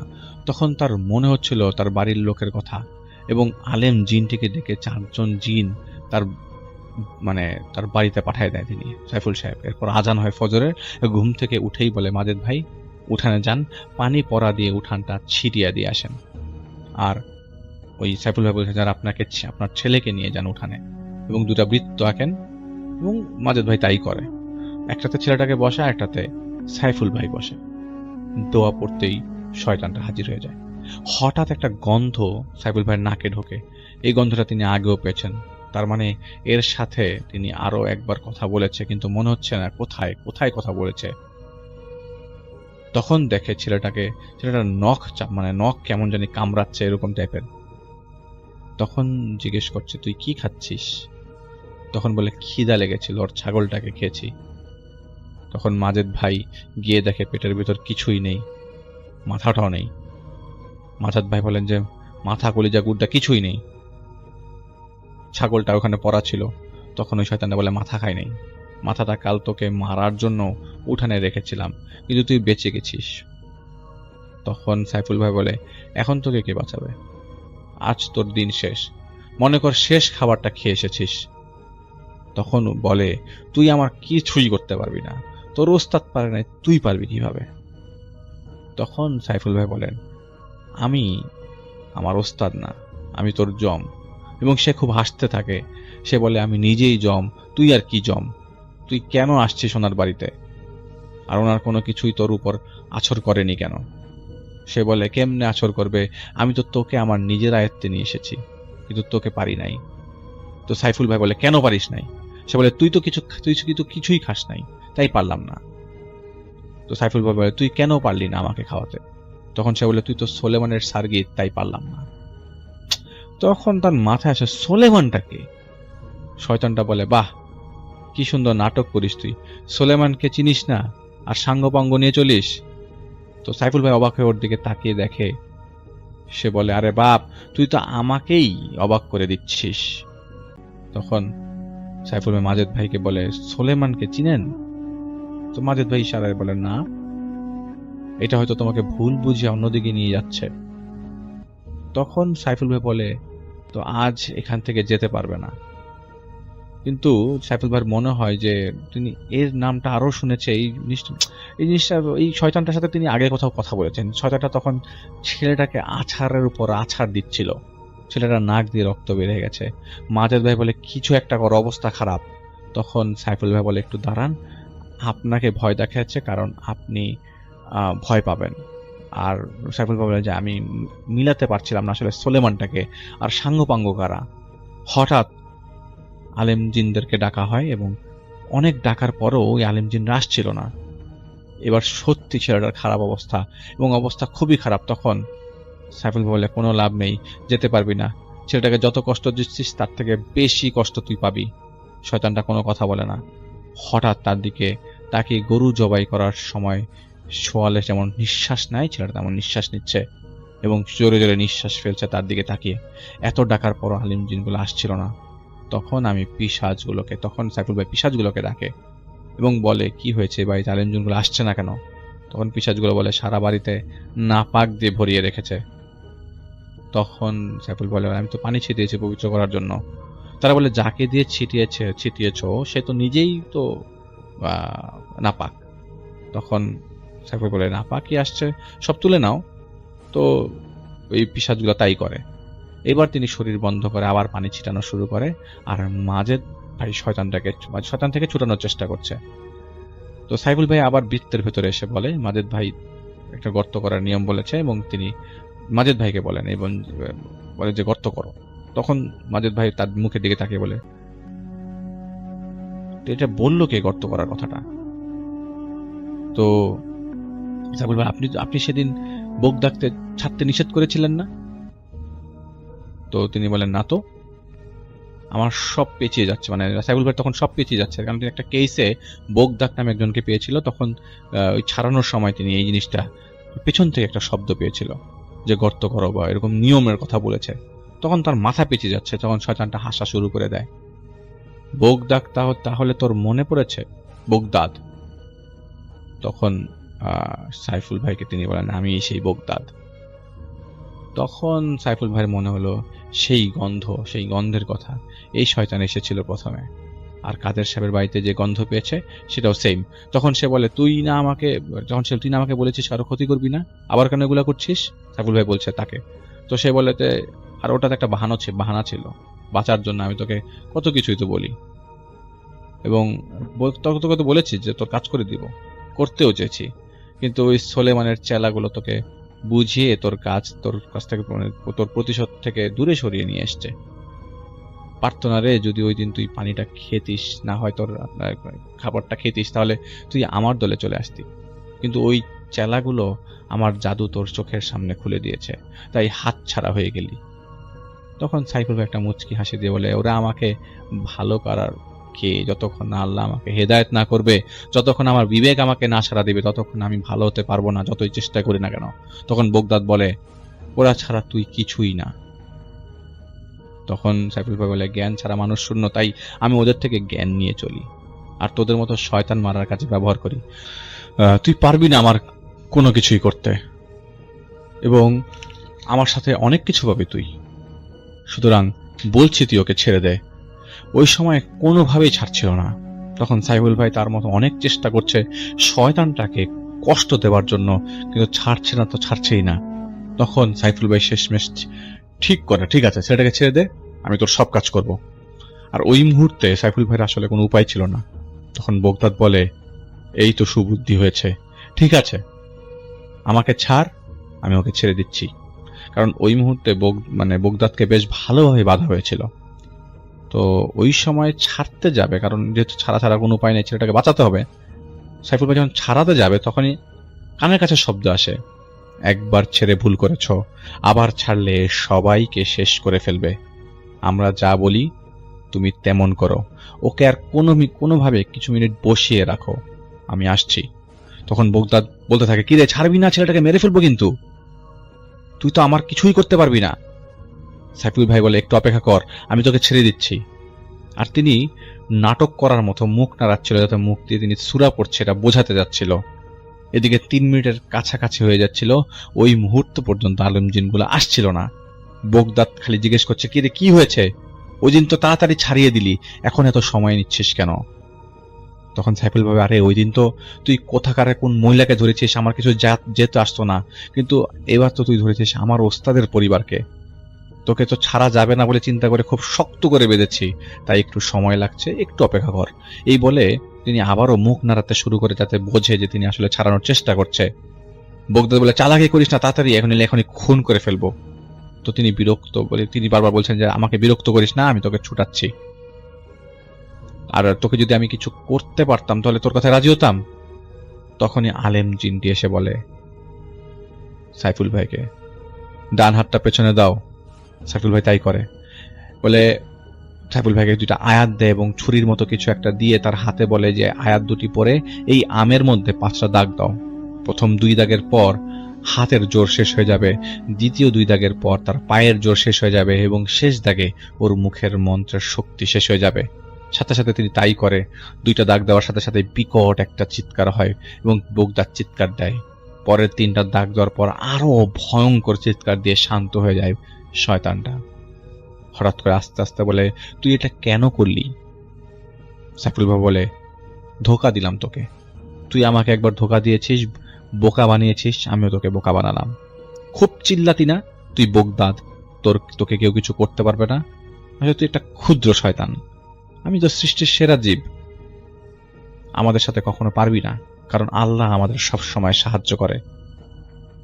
পেছন থেকে শব্দ আসতে থাকে, ওকে মেরে ফেলো, ও কাউকে ছাড়বে না, ও অনেক ক্ষতি করেছে মানুষের। তখন বোগদাদ বলে, সুলেমানকে বলিস আমাকে মেরে ফেলছিস না, আমাদের পরিবারও কেউ ওকে ছাড়বে না।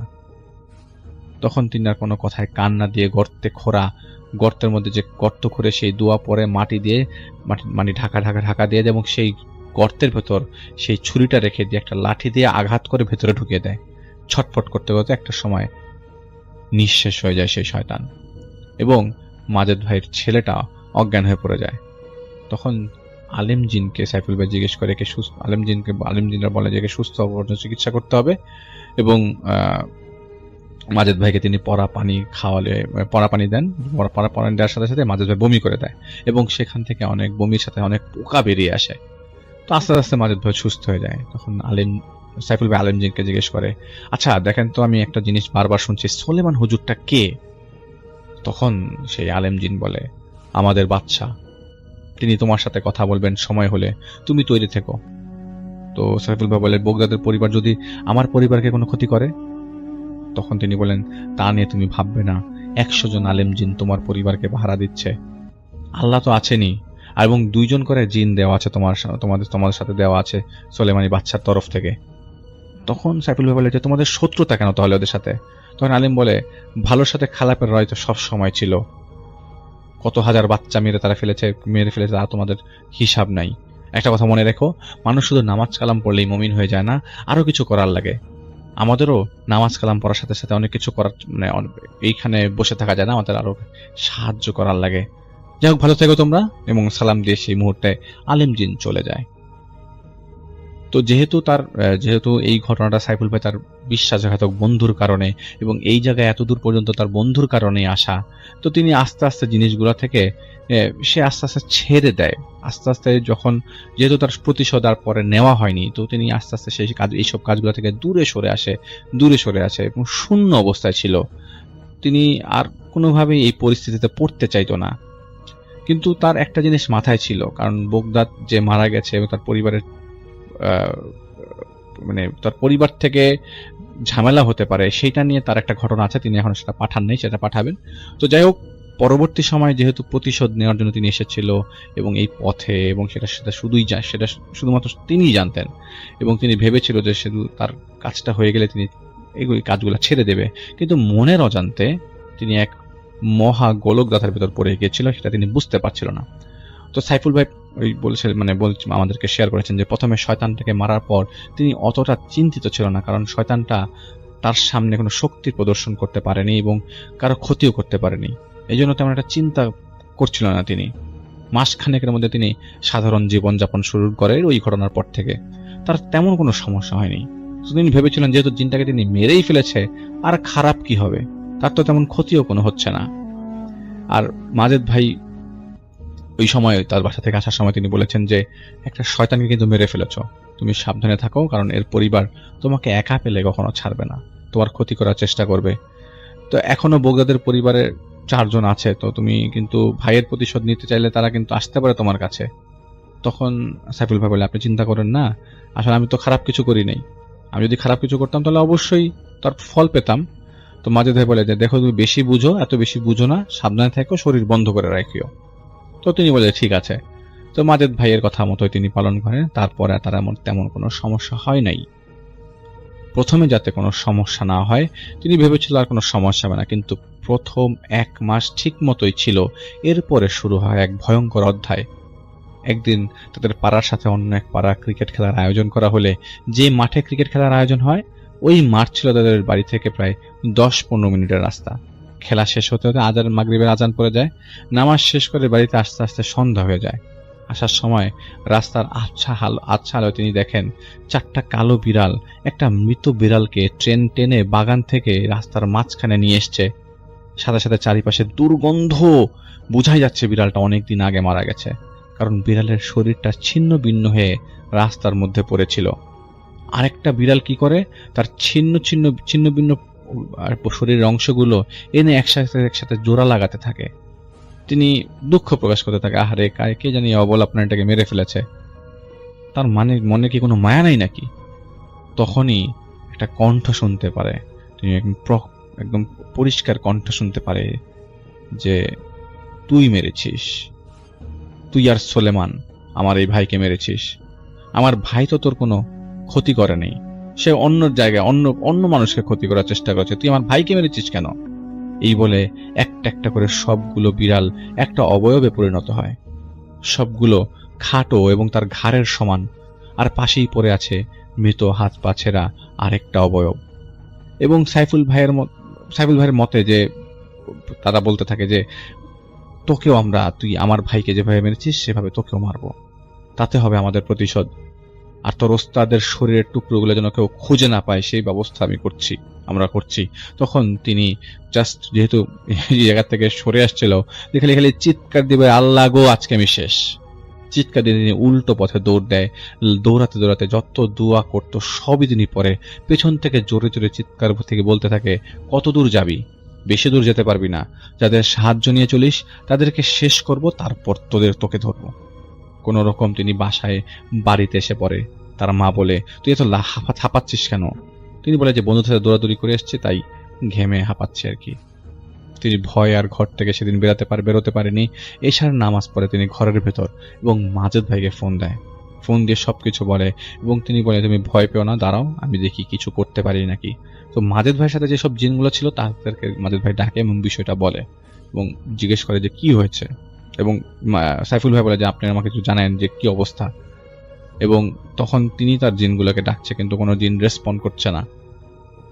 তো কিছুক্ষণ পর মাজেদ ভাই থাকা জিনগুলো এসে বলে যে মাজেদ ভাই খুবই আতঙ্ক হয়ে পড়েছিল, এবং মাজেদ ভাই বলে জিনগুলো আমার সাথে থাকা দুইটা জিনকে তারা তোমার সাথে থাকা আজকে দুইটা জিনকে তারা মেরে ফেলেছে এবং তোমাকে একা পেয়েছিল। তো সাইফুল বলে সেজন্য তাকে একা পেয়েছে এবং একা পাওয়ার সাথে সাথে তারা তাকে ভয় দেখানোর জন্য চলে এসছে এবং পরবর্তীতে তাকে একা ফেলে আর আস্ত ছাড়বে না। তো আমাদের মাজেদ ভাই তার জিনগুলোকে জিজ্ঞেস করে ওর সাথে থাকা জিনগুলো এখন কোথায়, জিনের বাচ্চা কোথায়, সে আলেম জিনগুলো কোথায় যেগুলো ওর কাছে সবসময় আসতো।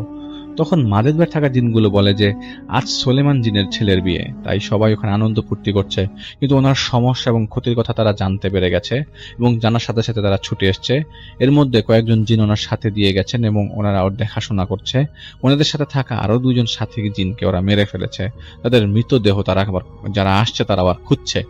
তখন মাজেদ ভাই তাকে সাইফুল ভাইকে ফোন দিয়ে বলে তোমার ভয় পেও না, আলেম জিনগুলি এসছে এবং কাহিনী হচ্ছে যে তোমার সাথে যে দুজন সাথী ছিল ওদেরকে ওরা মেরে ফেলেছে।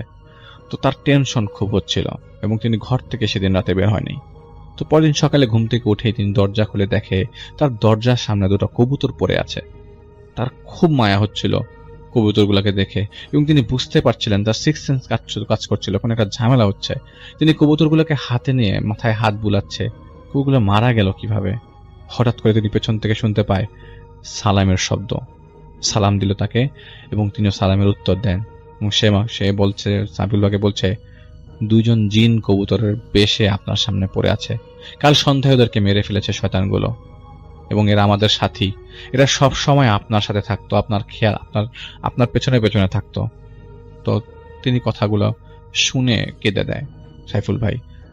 তখন সাইফুল ভাইয়ের পেছনে থাকা জিনটা বলে এরা দুইজনই কিন্তু হাফেজ এবং আপনি কাজ করেন, আপনি ওদের দেহগুলো একটা পবিত্র স্থানে রাখেন, আমরা নিয়ে যাব। তখন তিনি নামাজের জায়গায় রেখে দিয়ে আসে এবং কিছুক্ষণ পর গিয়ে দেখে ওখানে আর কিছু নেই এবং তার মনটাও বেশ খারাপ ছিল। সাইফুল ভাইয়ের মন মরা হয়ে বসেছিল। হঠাৎ তিনি সালামের শব্দ শোনে এবং সালামের উত্তর দেন। সালামের জবাব দিয়ে বলে যে আজ উত্তর দেওয়ার পর তিনি শুনতে পারে যে তার সাথে যে সাথীগুলো ছিল তাদের জীবন চলে গেছে তাকে পাহারা দিতে গিয়ে এবং তাদেরকে মেরেছে সেই শয়তানগুলো। তখন তার সাথে আলেম জিন্দি বলে যে এই কয়দিনে তোমার এত কষ্ট লাগছে তাদের জন্য, আর এই দুইজনকে তুমি জানো নাকি এর দুইজন এরা কারা? এর হচ্ছে সোলেমানের দুই মেয়ের জামাই। তখন আরো বেশি খারাপ লাগতে শুরু করে সাইফুল ভাইয়ের এবং ওনার পরিবারের কি অবস্থা সেটা তিনিই ভালো জানেন, আল্লাহই ভালো জানেন। এবং আলেম জিনটি বলেন যে আজ তাদের দাফন দিয়ে এসেছি, তোমার দাফন দিয়ে তোমার কাছে আসলাম। তো তাকে বলে তুমি ভয় পেও না, এখন আরো 20 জন আলেম জিন থাকবে। তখন হঠাৎ মাজেদ ভাইয়ের ফোন আসে। তো সালাম দিয়ে বলেন কেমন আছো। তিনি তো বলেন যে আমাদের এক জায়গায় যেতে হবে, তুমি তৈরি থাকো। তখন আলেম জিনকে বলেন যে আবার কি, কোথায় যেতে হবে, আপনি কিছু জানেন? আলেম জিন বলেন কাল তোমাদের দেখা সবচেয়ে বিভৎস একটা অধ্যায় হতে চলবে। তুমি ভয় পেও না, সাহস রাখো, জয় হবে, আল্লাহর উপর ভরসা রাখবে। রাতে তাড়াতাড়ি তিনি ঘুমিয়ে পড়ে। হঠাৎ তিনি একটা স্বপ্ন দেখে। একটা স্বপ্নটা হচ্ছে একটি নদীর পাড়ে 2টি লাশ, একটি মহিলার লাশ এবং মহিলার লাশের পাশে আরেকটি লাশ পড়ে আছে, ছোট্ট একটি বাচ্চার লাশ। বোঝা গেছে করুণ অবস্থা দেখে মহিলাটা কিছুক্ষণ আগে বাচ্চাটা প্রসব করেছে। একটা লাশ হচ্ছে মাজেদ ভাইয়ের, আর একটা বাচ্চার লাশ, আর একটা মহিলা। এরপর দেখা যায় নদীর থেকে একটা বামন আকৃতির কিছু একটা উঠে মাজেদ ভাইয়ের লাশ তার দিকে মাথা নামিয়ে গন্ধ নেয়। গন্ধ নিয়ে তার দিকে তাকিয়ে মাথাটা ঘুরিয়ে বাচ্চাটা হাতে নেয়।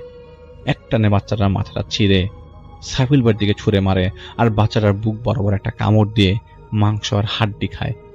আরেক কামড় দিতে যাবে, তখন মাথা উঁচু করে বলে কাল তোদের অবস্থাটা এরকম হবে। তিনি বাচ্চাটার মাথার দিকে তাকিয়ে দেখে বাচ্চাটার এখনো চোখ ফোটেনি, নাক মুখ ঠিক মতো ফোটেনি। আরো 2-3 মাস সময় লাগতো মনে হয়। সাইফুল ভাই শুধু দাঁড়িয়ে দেখছে। হঠাৎ ফজরের আজান কানে ভেসে আসে, ঘুম ভেঙে যায়। উঠে তিনি নামাজ পড়ে নাস্তা করে রওনা দেয় মাজেদ ভাইয়ের বাড়িতে। যেতে যেতে তিনি চিন্তা করছিল আজ কিসের না জানি সম্মুখীন হতে যাচ্ছে। এটা ছিল আজকের ঘটনা সাইফুল ভাইয়ের, এবং এই জায়গায় পজ নিচ্ছি না, আমাদের কাছে আর ঘটনাটা আসেনি। তিনি নেক্সট স্টোরিটা পাঠাবেন এবং এটার কন্টিনিউশনটা পাঠাবেন, এবং সেই কন্টিনিউশনটা আমরা এখন একটা এপিসোডে শেয়ার করে ফেলবো, হয়তো নেক্সট এপিসোডে শেয়ার করা হবে। তো আপনাদের সবাইকে বলবো যে আপনারা বুঝতে পেরেছেন নিশ্চয়ই তিনি একটা প্রতিশোধ নেবার জন্য আসলে তিনি একটা ভুল পথে হাঁটা দেন, এবং সেখানে হাঁটা দেওয়ার সাথে সাথেই তাকে কোনো স্পেশাল আলেম জিনরা খুঁজে বের করে, যার কারণে তার সাথে তারা থাকতে শুরু করে। একের পর এক কাজ শেষ করার পর তার রিস্ক বাড়তে থাকে, যার কারণে তার সাথে আলেম জিনরা তাদের পাহারায় ছিল অনেকে। এবং তাছাড়া মাজেদ সাহেবের পরিবারকে সেভ করতে যে তিনি আগেও একবার দেখা এক শয়তানকে পেয়ে যান, সেই মুহূর্তে সেই শয়তানকে তিনি ওই জায়গায় মেরে ফেলেন। তো তারাও আবার তার প্রতিশোধ নিতে তার কাছে আসেন। তো যাই হোক, এই প্রতিশোধের খেলায় তিনি তার ছোট্ট এই ঘটনাটা শেয়ার করেছেন। তিনি আমাদেরকে বলেছেন তার ঘটনা যদি শেয়ার করতে যায় আমাদের নাকি একই টানে 8টা এপিসোড লাগবে। যদি 8টা এপিসোডই লাগে তাহলে তো কষ্ট হয়ে যাবে। তো আমরা একে একে একটার পর একটা ঘটনা শেয়ার করব সাইফুল সাহেবের। আপনারা জাস্ট আমাদের জন্য দোয়া করবেন, আমরা যেন ওনার ঘটনা ঠিক মতো আপনাদের সামনে উপস্থাপন করতে পারি এবং চেষ্টা করব। তো আমরা ওয়েট করব সাইফুল ভাইয়ের, যে উনি মাজেদ ভাইয়ের বাড়িতে যে কি পায় এবং স্বপ্ন বরাবর তিনি কি সেইখানে ফেস করেন। তো আজ এতটুক পর্যন্তই সাইফুল সাহেবের ঘটনা। এই পৃথিবীতে অসংখ্য ভয়ঙ্কর ভয়ের ঘটনা আছে। কিছু কিছু ঘটনা আছে যেগুলোর রহস্য কখন খুঁজে পাওয়া যায় না। শ্রোতা বন্ধুরা, আমি সামির আনসার এখন যে ঘটনাটা শেয়ার করতে যাব এটা তেমনই একটা ঘটনা। এটা আমাকে পাঠিয়েছেন কাতার থেকে ইমরান মির্জা ভাই। তিনি এই ঘটনাটা ওনাদের টিমেরই সদস্য ইরফান ভাইয়ের কাজিনের কাছ থেকে সংগ্রহ করেন। সেই কাজিনের নাম হচ্ছে সামাইরা। তো সামাইরা আপু উনি বর্তমানে চট্টগ্রাম থাকেন। বেশ কয়েক বছর আগে এইচএসসি পরীক্ষার পর ভার্সিটিতে ভর্তি হবেন দেখে তিনি একটা কোচিং সেন্টারে ভর্তি হন। তো সেই কোচিং সেন্টারে ওনার একটা বান্ধবী ছিল ফারিয়া। সেই ফারিয়ার রিলেটিভের সাথে আসলে ঘটনাটা ঘটে। তো কোনো একদিন ওনারা বন্ধুবান্ধবরা মিলে ঠিক করে যে চট্টগ্রামের সিআরবি চত্বরে আড্ডা দিবেন। তো সেখানে ওনাদের আড্ডার টপিকটা ছিল হন্টেড ঘটনা নিয়ে আলোচনা। তো ফারিয়া আপু কথা প্রসঙ্গে বলে যে ওনার আপন চাচার সাথে একটা ঘটনা ঘটে অনেক বছর আগে, যখন ফারিয়া আপু ছোট ছিল।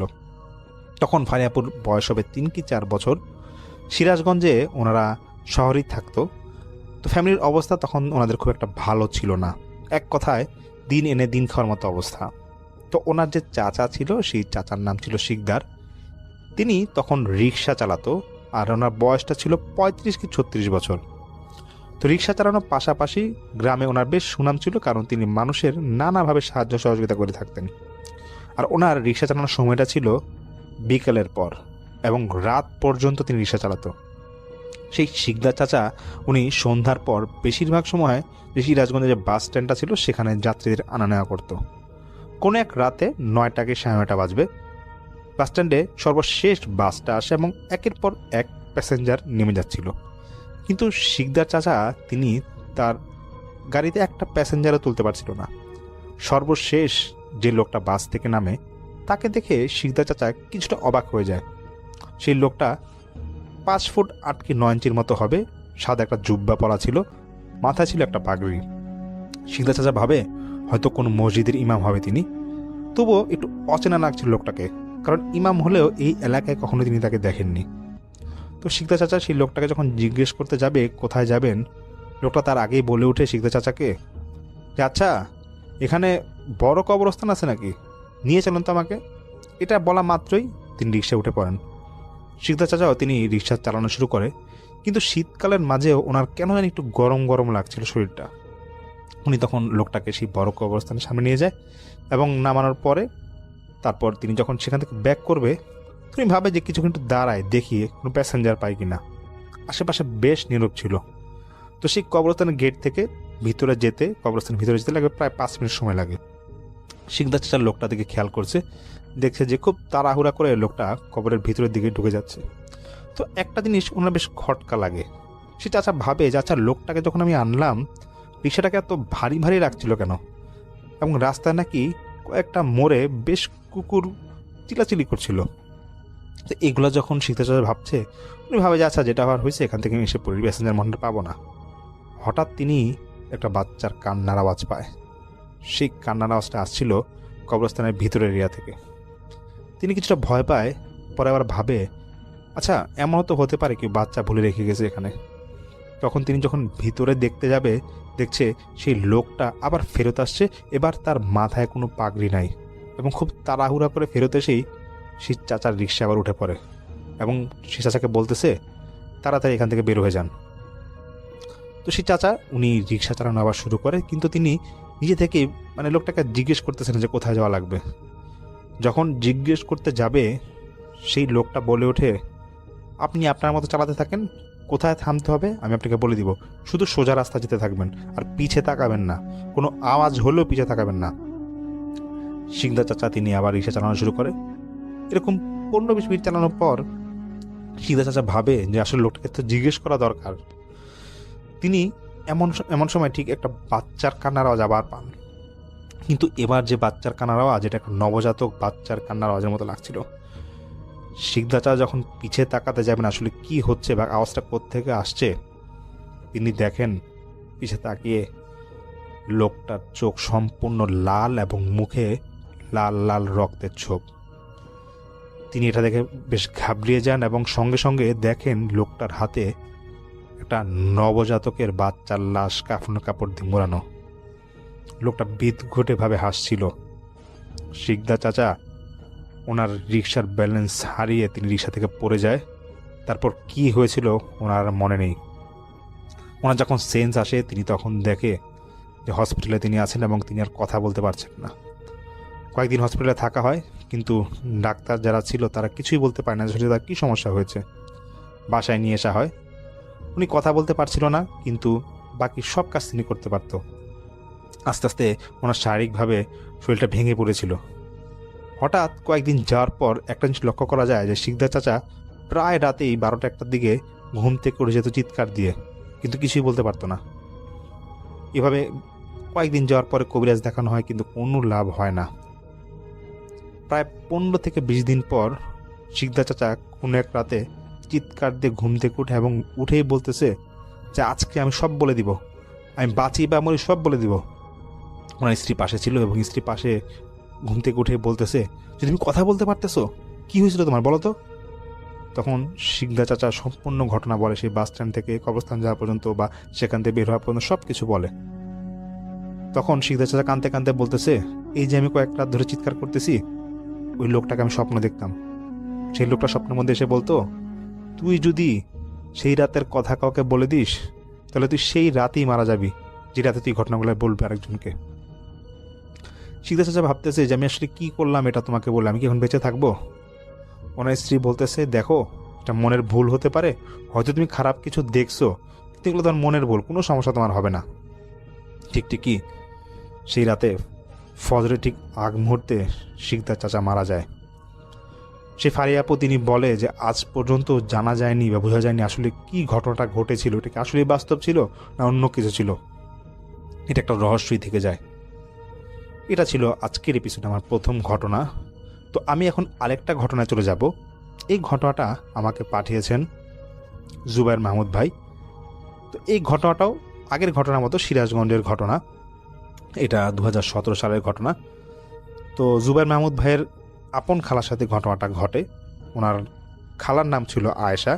এই আয়েশা খালা তিনি 2017 সালে বিয়ে করেন, সিরাজগঞ্জ এই শহরেই তার বিয়ে হয়।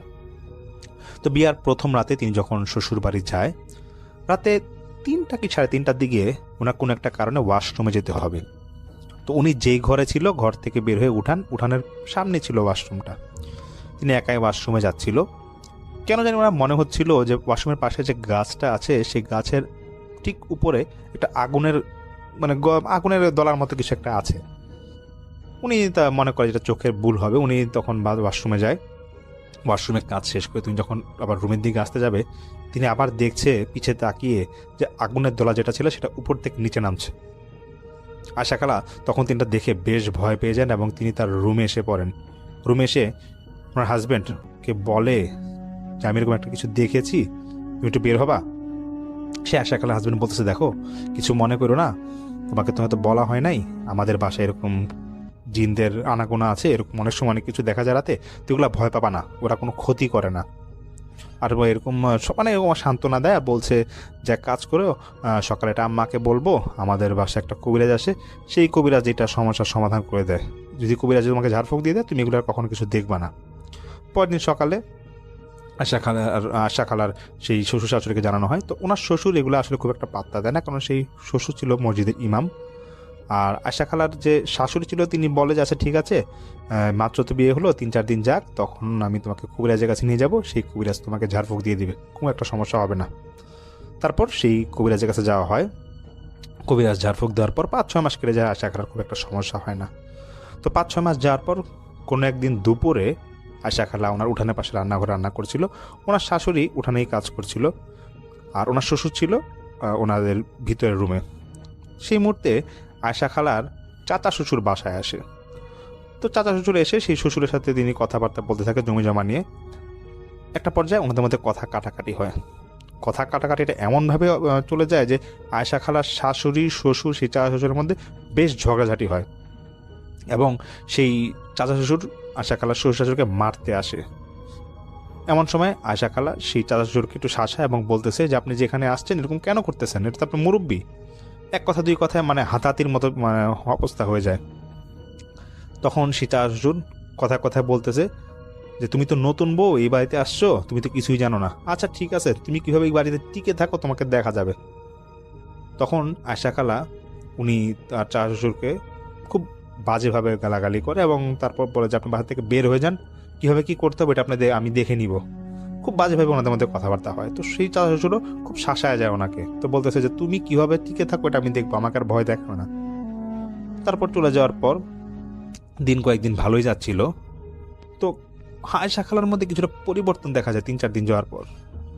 ওনার শ্বশুর শাশুড়ি ভাবছিল যে হয়তো আয়শা খালার উপরে জিনে আসর করেছে, কিন্তু তবুও তারা ভাবে যে জিনে আসর করলো নাকি আসলে শারীরিক সমস্যা আসলে বুঝতে পারছি না। সেই কবিরাজকে আবার দেখানো হয়। সে কবিরাজ এমনি বলে যে 3টা জিন মনে হয় ওনাকে আসর করছে, আচ্ছা সমস্যা নাই, ঠিক হয়ে যাবে, এগুলা আমি ঝাড়ফুঁক দিয়ে দিচ্ছি। কয়েকদিন যায়, খুব একটা সমস্যা আসলে হয় না। তো এরকম 1 মাস যাওয়ার পর আয়শা খালা প্রেগনেন্ট হয়ে যায়। তো প্রেগনেন্ট হয়ে যাওয়ার পর তিনি এরকম, ওনার তো শারীরিকভাবে এমনিতে অসুস্থ ছিল, তো ওনার মধ্যে কিছু একটা পরিবর্তন আসে। প্রতি রাতেই উনি নিজে থেকে চিৎকার দিয়ে উঠত, নিজের গলা নিজেই চাপ দিয়ে ধরতো, এবং নিজের গলা যখন নিজে চাপ দিয়ে ধরতো, আশেপাশের মানুষ যখন ওনাকে ছুটাতে আসতো তখন দেখা যেত যে গলায় আঙ্গুলের দাগ বসে গেছে। এবার সবাই বুঝে যায় যে হয়তো জিনের কারণে এই সমস্যাগুলো হচ্ছে। যখন কবিরাজ দেখানো হয়, কবিরাজ দেখানোর পর কবিরাজ আবার ঝাড়ফুঁক দেয়। 2-1 দিনের মাঝে সংবাদ আসে যে আয়শা খালার যে বাচ্চাটা আছে সে নষ্ট হয়ে গিয়েছে। তখন আয়শা খালার সেই কবিরাজ তখন সে বলতেছে আবার তখন যার কাছে যখন নেওয়া হয় সে বলতেছে আসলে জিনটা এত বাজেভাবে অ্যাটাক করছে যে আসলে বাচ্চাটাকে শেষই করে দিল। তো সেই কবিরাজ এটাও বলতেছে দেখেন যে জিনগুলো এখানে আছে সেটা ছাড়ানোর উপায় তো আসলে আমার কাছে নাই, আমি শুধু নর্মাল ঝাড়ফুঁক দিলে একটু হয়তো তার জ্বালা যন্ত্রণা একটু কমবে। এইভাবে চলছিল। 5 মাস পর আয়শা খালার আবার প্রেগনেন্ট হয়। এবারও তার বাচ্চাটা নষ্ট হয়ে যায়, কিন্তু সমস্যাটা হয়ে দাঁড়ায় যে বাচ্চাটা নষ্ট হয়ে যাওয়ার পাশাপাশি ওনার মেইলি কিছু সমস্যা দেখা দিচ্ছিল। এদিকে ওনার বাবা মার আয়শা খালার আব্বা আমার বাড়িতে কিছুই জানানো হয়নি। তো তারপর সেরকম যখন তিনি অসুস্থ হয়ে যাচ্ছিল তখন সিরাজগঞ্জের ডাক্তার যারা ছিল তারা বলছে যে আচ্ছা দেখেন এখানে তো আসলে খুব একটা ভালো ট্রিটমেন্ট করা হবে না, আপনি এক কাজ করেন বগুড়ায় সদরে নিয়ে যান, ওখানে হসপিটালে ভর্তি করান। তো সেই হসপিটালে আয়শা খালাকে ভর্তি করানো হয়। তারপর ওনার বাবা মা আসেন, আসার পর এক কথায় দুই কথায় খবর পেয়ে যায় যে আসলে আয়শা খালাকে এরকম জিনের সমস্যা করেছে। তো ওনারা বেশ রেগে যায়, গিয়ে বলতেছে এরকম সমস্যা হয়েছে। সে আয়শা খালার হাজবেন্ডকে বলতেছে যে তুমি আগে কেন আমাদেরকে বললা না। যাই হোক, এরকম অবজারভেশনে ডাক্তার কয়েকদিন রাখে। অদ্ভুত সমস্যা হচ্ছে যে ওনার শরীর থেকে প্রচণ্ড ব্লাড যাচ্ছিল এবং তার পাশাপাশি হাতের তালুতে প্রচণ্ড চুলকানি এসে পড়ে। এগুলো যখন হচ্ছে তখন ডিডি ডাক্তার বলে দেখুন আসলে ওনার তো রক্ত শূন্যতা, এই জন্য হয়তো এমন হতে পারে। তো এদিকে তো ওনার আব্বা আম্মা খুব খেপা যে কেন তাদের মেয়ের জামাই কথাগুলো বললো না, জিনের সমস্যাগুলো বললো না, তাহলে তো তারা আগেই এরকম হুজুর দেখাতে পারতো। তো কোনো এক রাতে হসপিটালে থাকা অবস্থায় রাত 10টার দিকে আয়শা খালার সাথে একটা নরকীয় ঘটনা ঘটে। তিনি দেখছেন যে তার শরীরটা কেমন নিস্তেজ হয়ে যাচ্ছিল। এর মধ্যেই 3টা জিন এসে হাজির হয় এবং 3টা জিন ওনার উপর হাজির হয়ে এক একজন এক এক কথা বলতেছে। এবং একটা জিন ছিল সে খুব বাজেভাবে বলতেছে যে তোর 2টা সন্তানকে তো শেষ করছি, এবার তোকেও শেষ করে ফেলবো, তুই বেশি দিন টিকবি না। এটা বলা মাত্রই প্রচণ্ড হাসা শুরু করে এবং নিজের মাথা আয়শা খালা নিজে দেয়ালে বাড়ি দিচ্ছিল। এটা নাকি ফজর পর্যন্ত চলে। হসপিটালে যারা ছিল আমার আব্বা আম্মা এবং অন্যান্য যারা ছিল তারা নাকি দেখে বেশ ভয় পেয়ে যায়। কোনো রকম রাতটা পার হওয়ার পর পরদিন সকালে আয়শা খালার আব্বা আম্মা ওনারা ঠিক করে যে হুজুর নিয়ে আসবে। তো এরকম ওনারা সেই হসপিটালেই 2জন হুজুর নিয়ে আসে। এদের মধ্যে একজন হুজুর সে বলে যে হ্যাঁ এটা তো কোনো সমস্যা না, এটা একটা সমাধান হয়তো বা করা যাবে। তো সেই হুজুর কিছুটা ঝাড়ফুঁক দেয়, দেওয়ার পর মোটামুটি সমস্যা দেয় এবং 3-4 দিন পর আয়শা খালা সেই হসপিটাল থেকে রিলিজ নিয়ে এসে পড়ে এবং রিলিজ নিয়ে আসার পর তিনি তার বাবা মার কাছে চলে যায়, মানে কয়েকদিন সেখানে এসে থেকে আসবে আর কি। আয়শা খালা এরকম ওনার আব্বা আমার কাছে যাওয়ার পর আবার কয়েকদিন পর ওনার মাঝে সমস্যাটা শুরু হয়। এবার আবার জিন আসে এবং কোনো এক রাতে তখন আয়শা খালা নিজের মাথা নিজের দেয়ালে বাড়ি দিচ্ছিল এবং নিজের চুল নিজে ছিঁড়ছিল।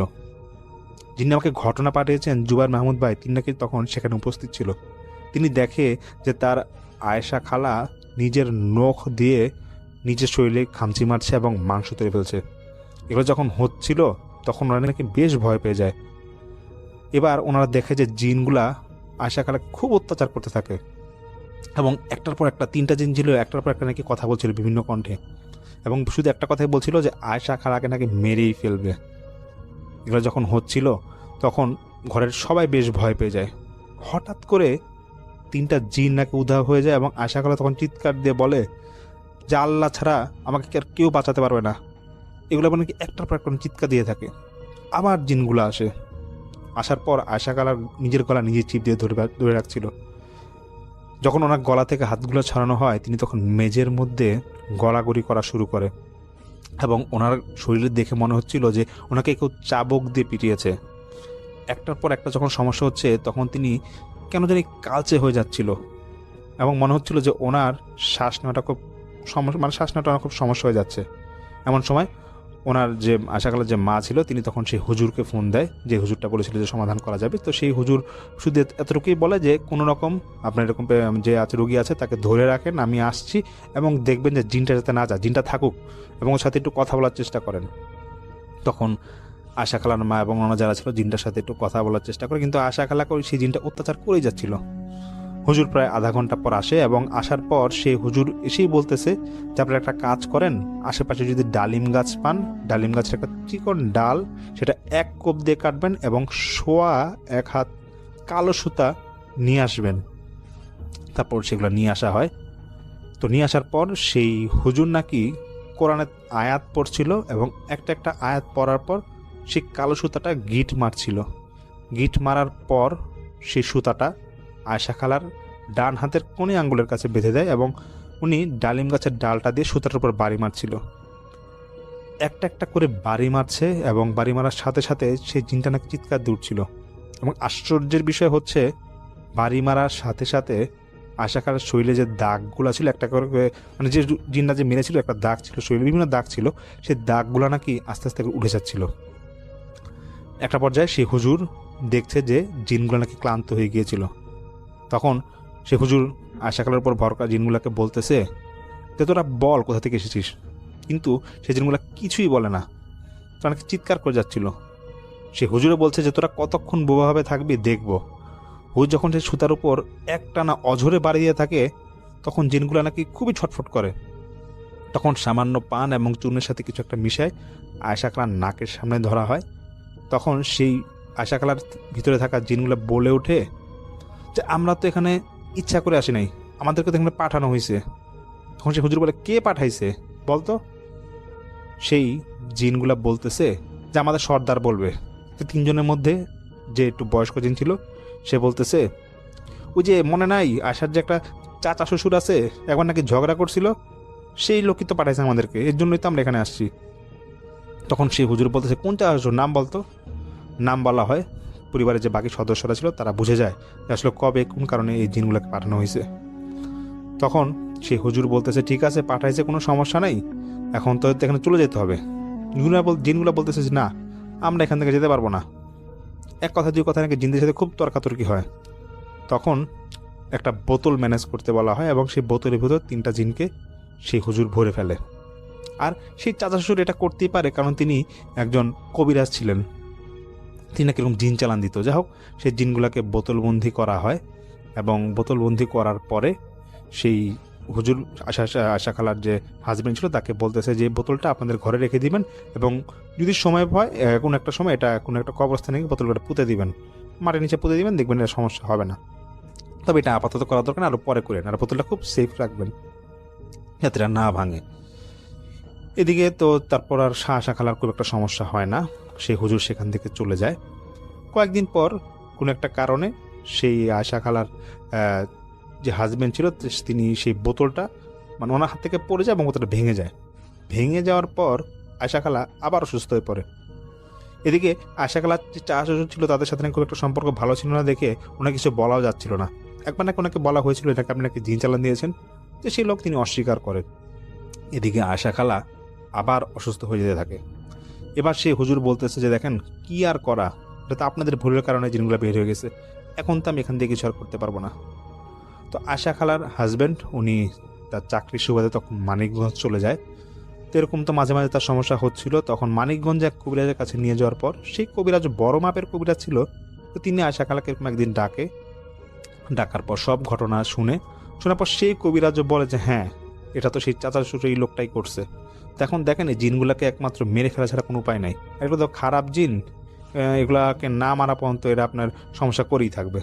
তো সিদ্ধান্ত নেয় যে জিনগুলোকে মেরে ফেলবে। তখন আয়শা খালার হাজব্যান্ড এবং আয়শা খালাত ওনারা সেই কবিরাজের সামনে বসার পর কবিরাজ 3টা মোমবাতি সামনে রাখেন এবং সেই খালা খালু দেখছে যে মোমবাতিগুলোর সামনে কবিরাজারি ঝাড়ফুঁকের মতো জিনিস একটা পড়ছিল, দুটো পড়ছিল এবং মোমবাতিগুলোতে ফু দিচ্ছিল এবং মোমবাতিগুলো নিভে যাচ্ছিল। আবার মোমবাতি জ্বালায়, এরকম কয়েকবার নিভে জ্বালানোর পরে তখন একবার যখন নিভে যায় তখন যখন আবার মোমবাতি জ্বালানো হয় তখন দেখা যায় যে ছাইয়ের মতো কিছু একটা পড়ে আছে। তখন সে কবিরাজ বলছে আয়শা খালা এবং সে খালুকে বলছে যে এই যে দেখতেছেন সামনে ছায়ের মধ্যে এগুলো পড়ে আছে, এই জিনগুলোকে এখন মাত্র শেষ করলাম, এটা মাটি চাপা দিতে হবে। তখন কবিরাজ বলে যে আমি নিজে মাটি চাপা দিয়ে দেবো, কোনো সমস্যা নেই, আর 5 ওয়াক্ত নামাজ পড়বেন, আল্লাহ নামাজ দেখবেন ঠিক হয়ে গেছে। তারপর মানে এটা এই যে কবিরাজের সাথে যে ঘটনাটা ঘটে, মানিকগঞ্জে যে কবিরাজের সাথে ঘটনাটা ঘটে, এটা 1-1.5 বছর আগের ঘটনা। তারপর নাকি আয়শা খালা তিনি সম্পূর্ণ সুস্থ হয়ে যায়, তার সাথে আর কোনো ঘটনা আর ঘটেনি। তো অসংখ্য ধন্যবাদ জুবায়ের মাহমুদ ভাইকে এই ঘটনাটা পাঠানোর জন্য। একটা ওনার বাস্তব ঘটনা উনি শেয়ার করেছেন যেটা ওনার খালার সাথে ঘটেছিল। তার আগে যে ঘটনা পাঠিয়েছেন ইমরান মির্জা ভাই, ওনাকে অসংখ্য ধন্যবাদ। ইরফান ভাইটা সংগ্রহ করেছেন, ওনাকে অসংখ্য ধন্যবাদ। তো সামনে আমি আসি আরেকটা ঘটনা নিয়ে, সাথেই থাকবেন।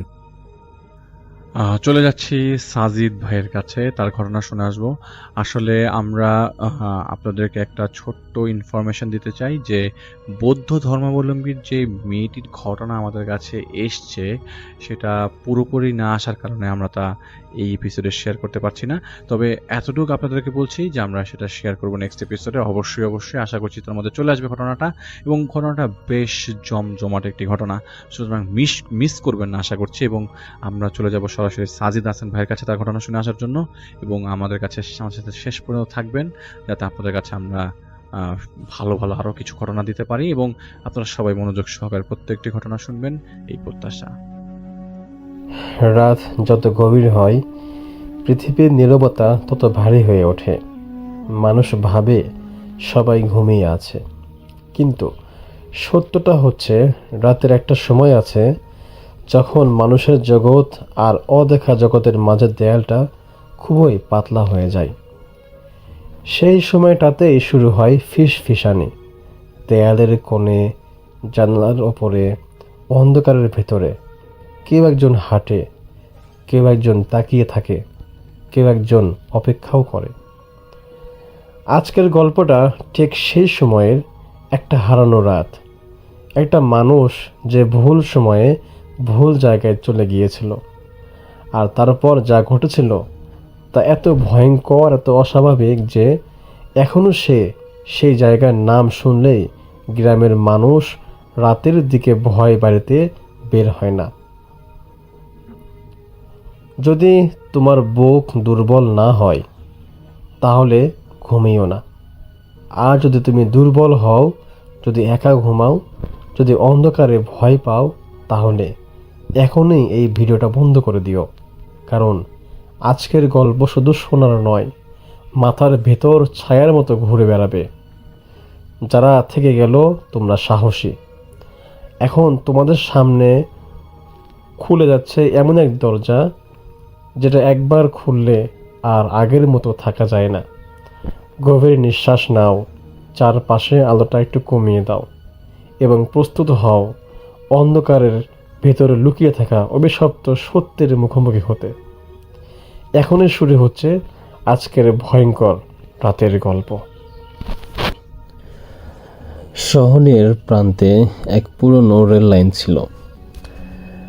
অনেক আগেই সেখানে ট্রেন চলা বন্ধ হয়ে গেছে, কিন্তু মাঝে মাঝে মানুষ নাকি রাত বিরেতে ট্রেনের হুইসেল শুনতে পায়। এটা লোক মুখে মৃত্যু ট্রেনের পথ নামে পরিচিত। এক রাতে রাহাত তার বন্ধুর বাসা থেকে ফিরছিল। রাস্তা নেই, সোজা হাঁটার জন্য সে পুরনো রেল লাইন ধরে হাঁটতে লাগলো। রাত তখন প্রায় 1টা বেজে গেছে। চারিদিকে গভীর নীরবতা, কুয়াশা এত ঘন যে নিজের পায়ে নিজের লাইনও ঠিক মতো দেখা যায় না। দূরে কুকুরের কান্নার মতো এক অদ্ভুত ডাক, বাতাসে রেলগাড়ির লোহার গন্ধ। হঠাৎ সে শুনতে পেল তার পিছনে খট খট লোহার ওপর পায়ের শব্দ, যেন কেউ রেল লাইনের স্লিপারের উপরে পা টিপে টিপে হাঁটছে। রাহাত দ্রুত হাঁটতে লাগলো, কিন্তু যতই হাঁটে পেছনের শব্দ ততই ভারী। শেষে সে আর সহ্য করতে না পেরে পিছনে ফিরল, অর্থাৎ পিছনে ঘুরে তাকালো। দেখল কুয়াশার ভেতরে একটা মানুষ দাঁড়িয়ে আছে, তবে মানুষটার চোখ নেই, মুখ নেই, একটা ফাঁকা কালো গর্তের মতো মুখ, মাথায় পুরনো হ্যাট, হাতে একটা লণ্ঠন। লণ্ঠনের আলো দুলে দুলে এগিয়ে আসছে, আর তার সঙ্গে প্রতিটা পদক্ষেপে কংক্রিটের ওপরে ধাতব শব্দ হচ্ছে, খট খট করে। রাহাত দৌড় দিল, কিন্তু সামনে লাইনটা কোথায় যেন শেষ হয়ে গেছে, যেন পথটা হঠাৎ করে গিলে ফেলছে অন্ধকারের মধ্যে। হঠাৎ আবার সেই ট্রেনের হুইসেলের শব্দ, কিন্তু এটা ট্রেনের মতো না, বরং কারো বুক ফেটে বেরিয়ে আসা ভয়ঙ্কর চিৎকারের মতো।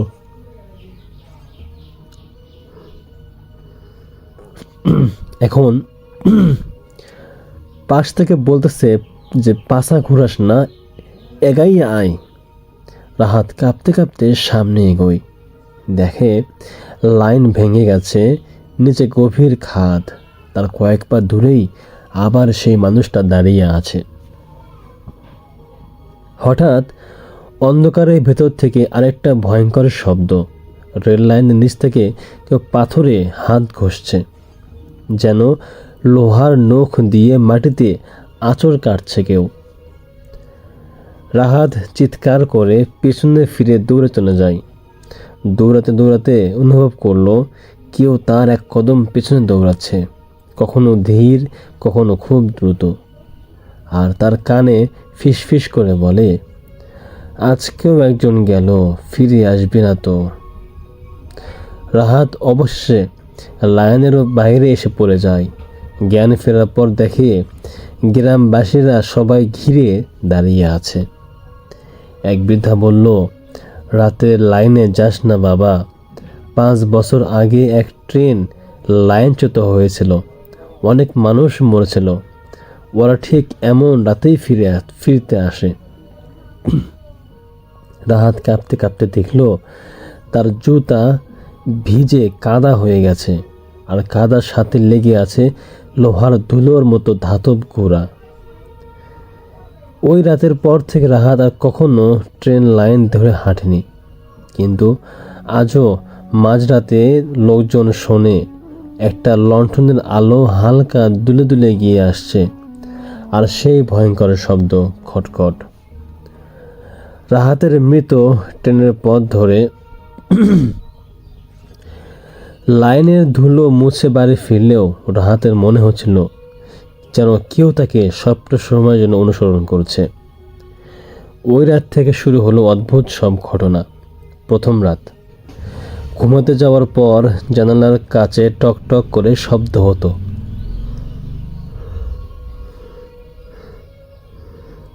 যেন লোহার নখ দিয়ে কেউ কাঁচ ঢুকছে। রাহাত পর্দা সরাতে দেখল জানালার ওপারে একদম অন্ধকার, কিন্তু হঠাৎ কুয়াশার ভেতরে দুটি লাল বিন্দুর মতো আলো জ্বলে উঠল। তারপর আবারও সব কিছু মিলিয়ে গেল। দ্বিতীয় রাত, ভোরে উঠে সে দেখে তার দরজার সামনে মাটিতে কালো কয়লার মতো দাগ। রেল লাইনে স্লিপার যেমন পরা থাকে ঠিক তেরকম। বৃদ্ধা তাকে যিনি বাঁচিয়েছিলেন তিনি বললেন, ওরা কারো জীবন নেয় না, ওদের কাছে দরকার একজন সাথী যে পথ ছাড়েনি। কথাটা শুনে রাহাতের গা শিউরে ওঠে। তৃতীয় রাত, 2:45। হঠাৎ আবার সেই ট্রেনের মতো বিকৃত হুইসেলের শব্দ, যেমন ছিঁড়ে যাওয়া গলা হুই করে। রাহাত লাফিয়ে উঠে বসে। তার ঘরের দরজা আপনা থেকে খুলে যায়। ঠান্ডা বাতাস ঢুকে পড়ে ঘরের অন্ধকারের ভিতরে। বাতাসের সাথে আসে লোহা ঘষার গন্ধ। তারপর রিহান স্পষ্ট শুনতে পেল, ফিরে আয়, পথ শেষ হয়েছে। এবার সে ভয় পেয়ে ছুটে বাইরে বের হয়ে যায়। রাস্তার মাঝখানে এসে দেখে সামনে লাইন নেই, কিন্তু পায়ের নিচে ধাতব শব্দ। রাহাত নিচের দিকে তাকিয়ে দেখল সে মাটির ওপর না, রেল লাইনের ওপর দাঁড়িয়ে আছে। কিভাবে সেখানে এলো সে নিজেও জানে না। হঠাৎ কুয়াশার ভেতরে লণ্ঠন জ্বলে ওঠে। সে মুখহীন মানুষটা আবারও এসছে। এবার তার গলায় ভয়ঙ্কর ফিসফিস, আজ এসোস, আর ফিরতি পথ নাই। রাহাত পিছিয়ে যেতে লাগলো। তার পায়ের নিচে লাইনটা ধীরে ধীরে গায়েব হয়ে যাচ্ছে, যেন পুরো পথটাকে কেউ টেনে নিয়ে যাচ্ছে অন্ধকারের ভেতরে। রাহাত দৌড় দিতে গিয়ে হোঁচট খেয়ে পড়ে যায়। চোখ খুলতেই দেখে মাটির নিচ থেকে সেই সাদা হাত দুটো বাড়িয়ে এসে তার পায়ের গোড়ালি শক্ত করে ধরে আছে। চুল ছেড়ে দেওয়ার মতো ঝুলতে ঝুলতে মুখে মানুষটা বলে, 5 বছর ধইরা একদিন অপেক্ষায় ছিলাম, আজ শেষ হইল। তো বন্ধুরা, এখানেই শেষ আজকের এই অন্ধকার রাতের ভয়ঙ্কর গল্প। যদি এতক্ষণ সাহস করে শুনে থাকো তাহলে তুমি সত্যিই হরর দুনিয়ায় একজন বীর শ্রোতা।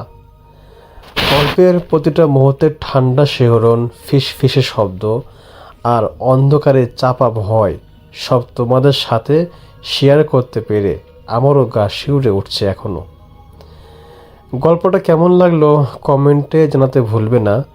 তোমাদের প্রতিটা কমেন্টই আমাকে পরের আরও ভয়ঙ্কর গল্প বলার উৎসাহ দেয়। আর হ্যাঁ, চ্যানেলটা যদি এখনও সাবস্ক্রাইব করে না থাকো তাহলে এখনই সাবস্ক্রাইব করে দাও, কারণ সামনে আসছে আরও অন্ধকার, আরও রহস্য, আরও পাগল করা ভয়। গল্প মিস করলে কিন্তু পরে আফসোস করবে। আজকের রাত এখানেই শেষ করলাম, কিন্তু অন্ধকার এখানে শেষ নয়। দেখা হবে খুব শীঘ্রই পরের ভয়ঙ্কর গল্পে। ততক্ষণ পর্যন্ত আলো নিভিয়ে ঘুমিও না, কারণ অন্ধকারের ভেতরে কে তোমার দিকে আছে তুমি নিজেও বলতে পারবে না। See you in the next horror story. Subscribe and stay in the dark if you dare.